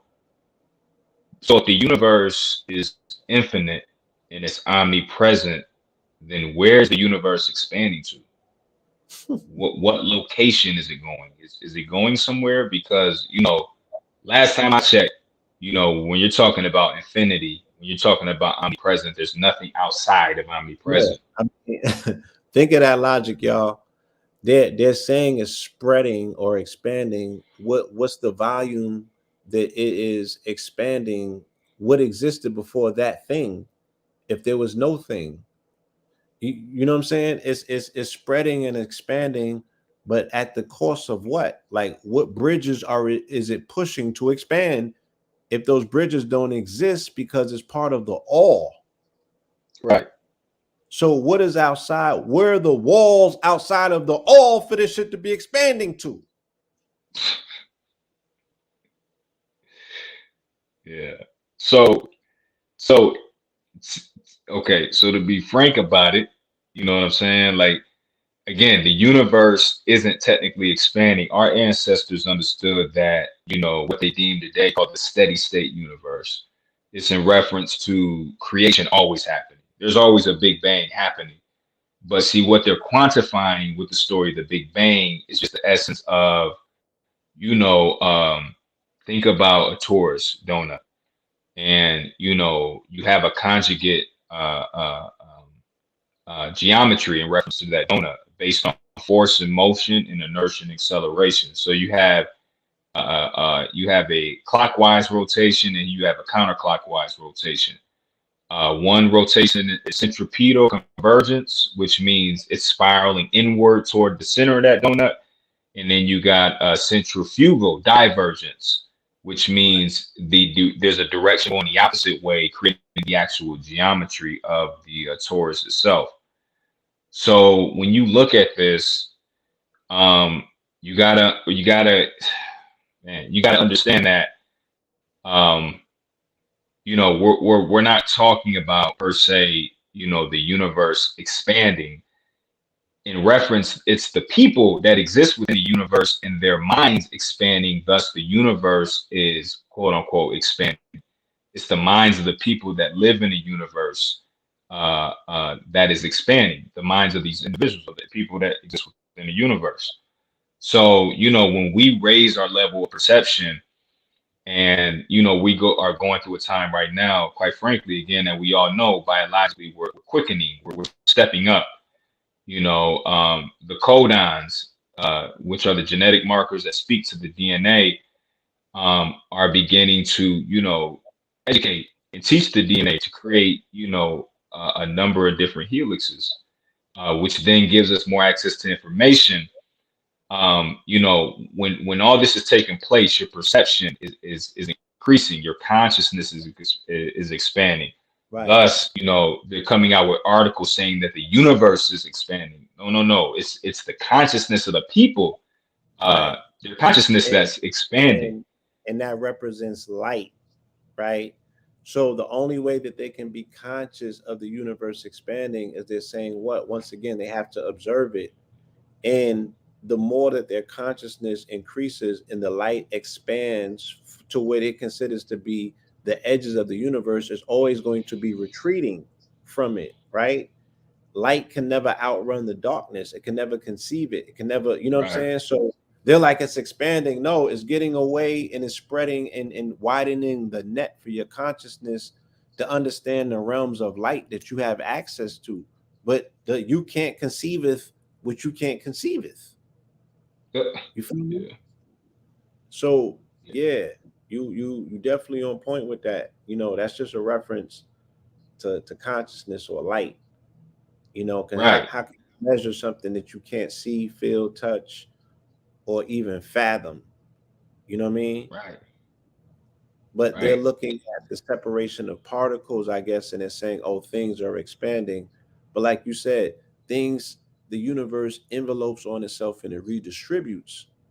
It's a torus donut, right? Yes, torus donut. So imagine, family, it envelopes on itself and then it redistributes. You know what I'm saying? Right. And the key point, because in this article it says key takeaways. And one of the parts it says universe expansion, dark energy, which now determines our cosmic fate. Dark energy. So when we're talking about, again, dark energy, when we're talking about dark matter, we're speaking about counter space. We're speaking about what we call the ethers. We're speaking about the space in between me and my phone right now. We're talking about the universe being on the tip of your nose. We're talking about energy that you cannot see. So what we're experiencing with the physical eyes is the visible light universe, right?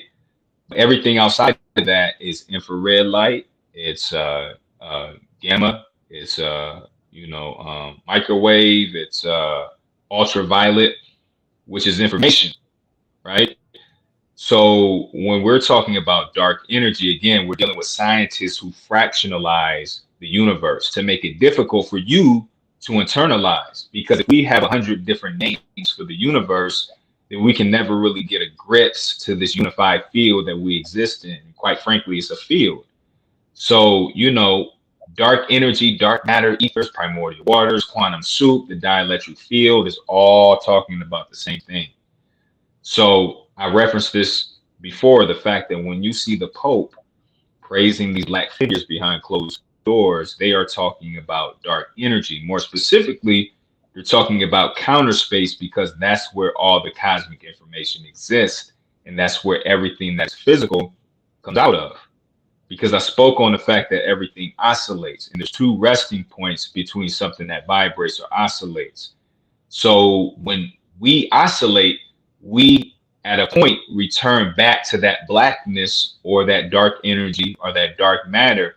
But soon as we return back to this absolute or the dark matter or counter space, we are returning back to physical reality, again deeming us as oscillators, the capacity to be able to tap into this unseen force, pull information out of it, and come back to the physical reality. And again, mind you, this is happening faster than the speed of light, so we can't see it. So in essence, again, when they're talking about the universe is expanding, no, it's the fact that individuals are getting a greater capacity to tap into this unseen force, this unseen reality, counter space, and having the ability to pull information out of it and come back to the physical with the information retained. Right. And that's all based on the fact that their consciousness is expanding, which means that implies the fact that their frequency is stepped up. Their oscillation rate is a lot higher. Which gives them a great a broader perspective of the universe and its totality. Right. Yeah. I'm Googling it. I don't see it, but I remember coming across an article towards the end of the year, and they were speaking about how the ocean was expanding. And I'm like, Wow. How can you gauge that? Right? They said Yeah. they've explored less than 2% of the ocean floor, right? The ocean is so mysterious to them. They have no idea. They got probes that they say, can show you pictures of Pluto, let alone kiss the sun, but they can't tell you what's at the bottom of the ocean, and they've never showed you the dark side of the moon. Right? Put that in perspective. Yeah. No. Now I'll tell you how they're gauging the expansion of the ocean. What they're talking about, because we talk about we're at the end times and the revelations, which really, revelations just means the revealing of divine mysteries. So in essence, when they're talking about the ocean is expanding, they're basically they're finding very ancient I wouldn't even say fossils. They're discovering fish and these water creatures that they've never seen before. So when you come across these articles and you see fish or some of these amphibians that they're saying, oh wow, like we haven't seen this creature in over 10 million years or things of that nature. That is what they're speaking about when they're talking about the ocean is expanding, because again, we're going through a time right now where there's a lot of cosmic radiation coming to this planet. There's a lot of solar flares taking off, and this is information. So biologically, a lot of these amphibians or a lot of the people on the planet are embodying this information that's coming through and literally evolving this reality as we speak.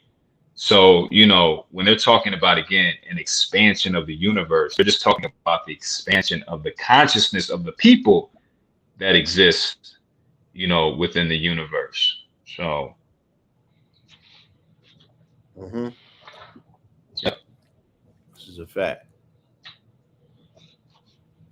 No. So.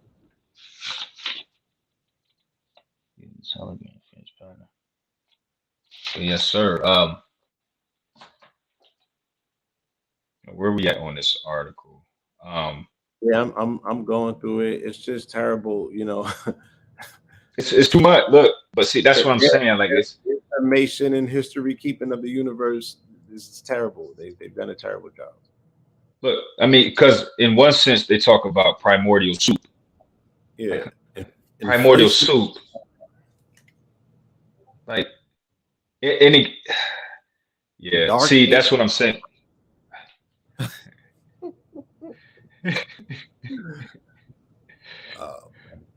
But see, again, like we're looking through the eyes of a mind that's fractured, right? So, we're seeing things very fractionalized. When they're talking about primordial soup, again, they're talking about dark matter. When they're talking about dark matter, they're talking about dark energy. When they're talking about dark energy, they're talking about dielectricity. When they're talking about dielectricity, they're talking about counter space. When they're talking about counter space, they're talking about the empty space that exists between two objects, and that's it.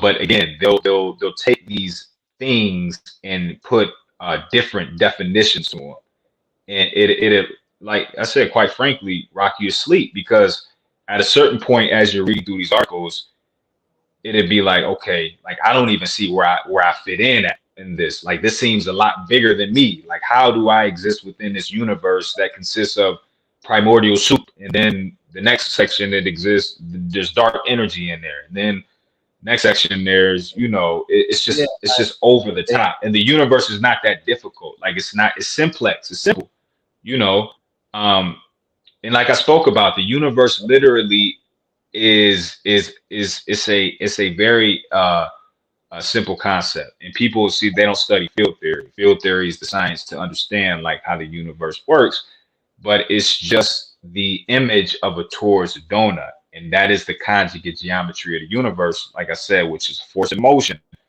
which is responsible for creating the actual geometry that you see, and then inertia and acceleration, which is the opposite rotation down the center of that torus donut, heading toward counter space, which is what we call gravity today, but it's actually dielectric acceleration.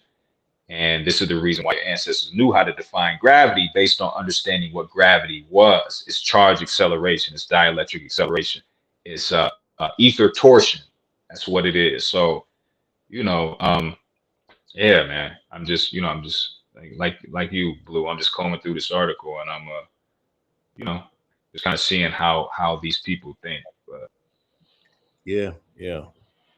So again, it's just reiterating the importance of why we need a program such as this, you know, so we can discuss and dialogue and unpack and put back together, these fragments, so you can see yourself in the narrative, and you can hopefully, utilize this dialogue to walk away knowing a little something more about yourself.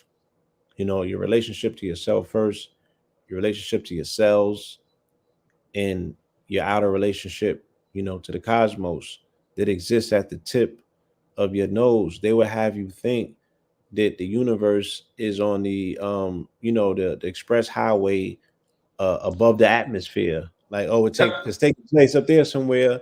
Like, it's hella busy. It's like traffic. Nah, yeah, yeah, taking place right here, right now, inside of you. You know, the Earth is not something that is external to that experience, and you're just experiencing Earth time, and the universe is somewhere off and abroad, and you got to get into right. space to get there. Yeah, yeah, yeah, Telling and about like no, yeah. I mean, and I want to point out again that our ancestors, they would personify forces of nature that you can't see through mythology. So they would use characters like Asar or Aset or Heru, to play out a drama so that the student can thus internalize not only what was happening biologically, but what was also happening within the cosmos. You see, so when we go back to using stories, and we go back to using symbols of our own, we will thus get a grip on our place within the universe. And not only that, we can teach the babies on how to internalize themselves within what we call the universe. And we can do it through play, through drama, through movies, through books, through cartoons, and the whole nine. But our ancestors did just that. So it's just important to really understand that as we are reading these articles on this podcast, we're educating the family, but at the same time, we're breaking it down to a point where it's simple, and it's really easy to digest. And we gotta really start getting involved with this. We don't have a lot of our people sitting at these tables, behind closed doors, talking about quantum physics and talking about, things of that nature. So, we're doing our due diligence and presenting this information. And this is like I said, this is what we do on a regular. Like when the cameras are off, podcast is off, we're combing through articles. This is what we do. So when then we go on Instagram and present some of these articles and break them down and things of that nature, we're jamming, 2 or 3 hours worth of research, in a in a small few. segment of space, you know. So yeah, and the caption, yeah. So um, So family, yeah. It's let me let me read this little piece they got here. Just, shit. because it's like this is what you're gonna scramble people's minds with, like to be perceptual in time space. Like this is the coordinates that they're giving people. So they call this the inflationary era. Prior to Wow. the hot bang, the universe wasn't filled with matter, antimatter, dark matter, or radiation. It wasn't filled with particles of any type. Instead, it was filled with a form of energy inherent to space itself. Now, Oh, hold on. A form of energy that caused the universe to expand both extremely rapidly and relentlessly in an exponential fashion. It stretched the universe from whatever geometry it once had into a mm, state indistinguishable from spatially flat. Now, okay. how? Right? It said it expanded a small causally connected patch of the universe to one much larger than our presently visible universe, larger than the current causal horizon. Whoa, whoa, whoa, whoa, whoa. It took any particles that may have been present and expanded the universe so rapidly that none of them are left inside a region the size of our visible universe. And the quantum fluctuations that occurred during inflation created the seeds of structure that gave rise to our vast cosmic web today. So, in this article, they're telling you that there's a ghost universe.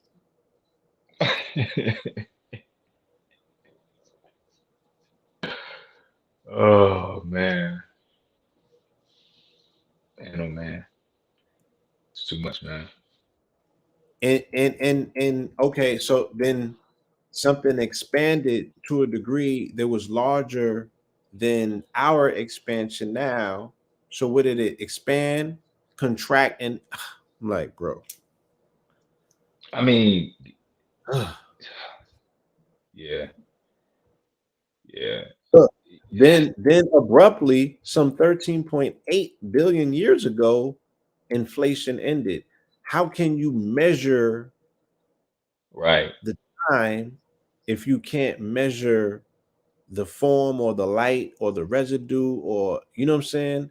If you don't have any physical material indicator that this thing ever existed, because you don't have any proof of it, how do you know to quantify a time to be so precise to say 13.8 billion years ago inflation ended? All of that energy, once inherent to space itself, got converted into particles, antiparticles, and radiation. With this transition, the inflationary era ended and the hot big bang began. Come Like on, what? man. Like, yo, the MCU, the Marvel comic universe, did better. They're better, right? It They do. did It's better. not. Yeah. They did better than It's that. not. Yeah.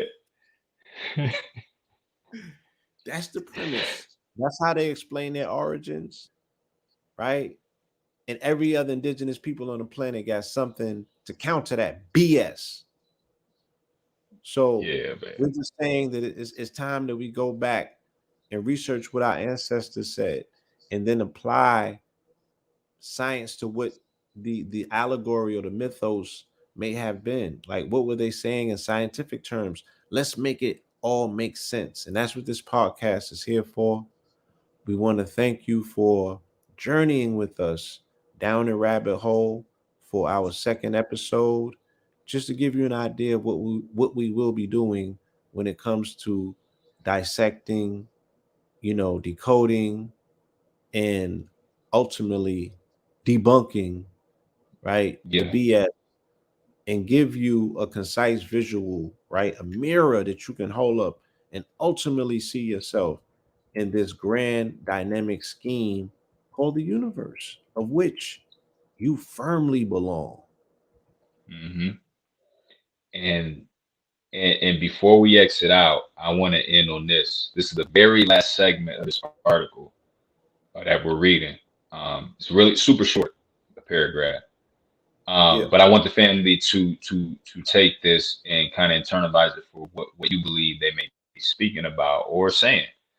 But what it says is, and this is the very, very last piece of this, like the actual last piece of this article. But what it says is this last era of dark energy domination has already begun. Dark energy became important for the universe's expansion 6 billion years ago and began dominating the universe's energy content around the time our sun and solar system were being born. The universe may have 6 unique stages, but for the entirety of Earth's history, we've already been in the final one. Take a good look at the universe around us. It will never be this rich or this easy to access ever again. Mm. And I'll just leave it at that. Somebody knows something. Mm, mm, mm. Grand opening, grand closing. So, family, we appreciate you guys tapping in.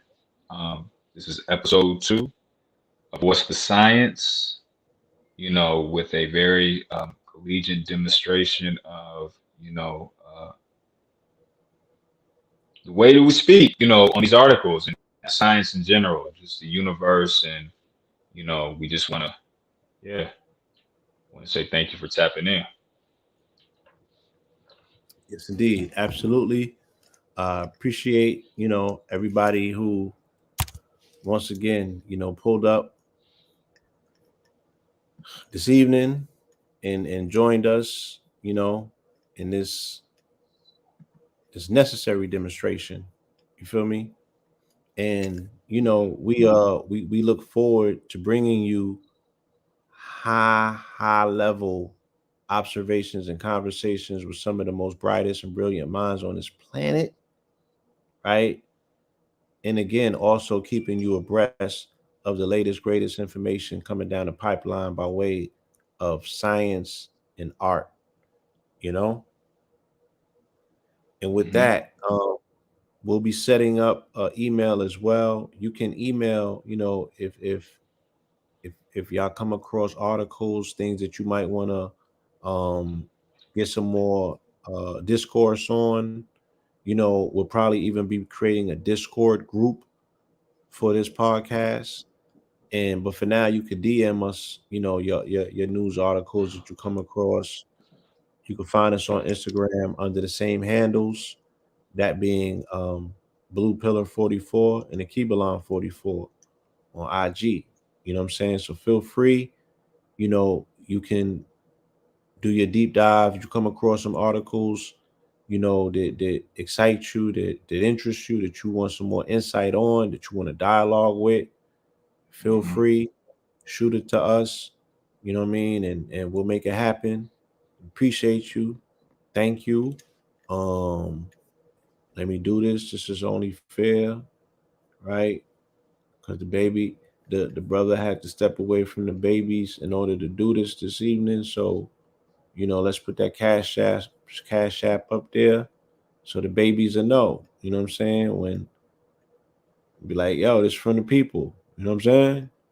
Baby appreciate that. Baby like, okay, I get it. Make it make sense. Right, right.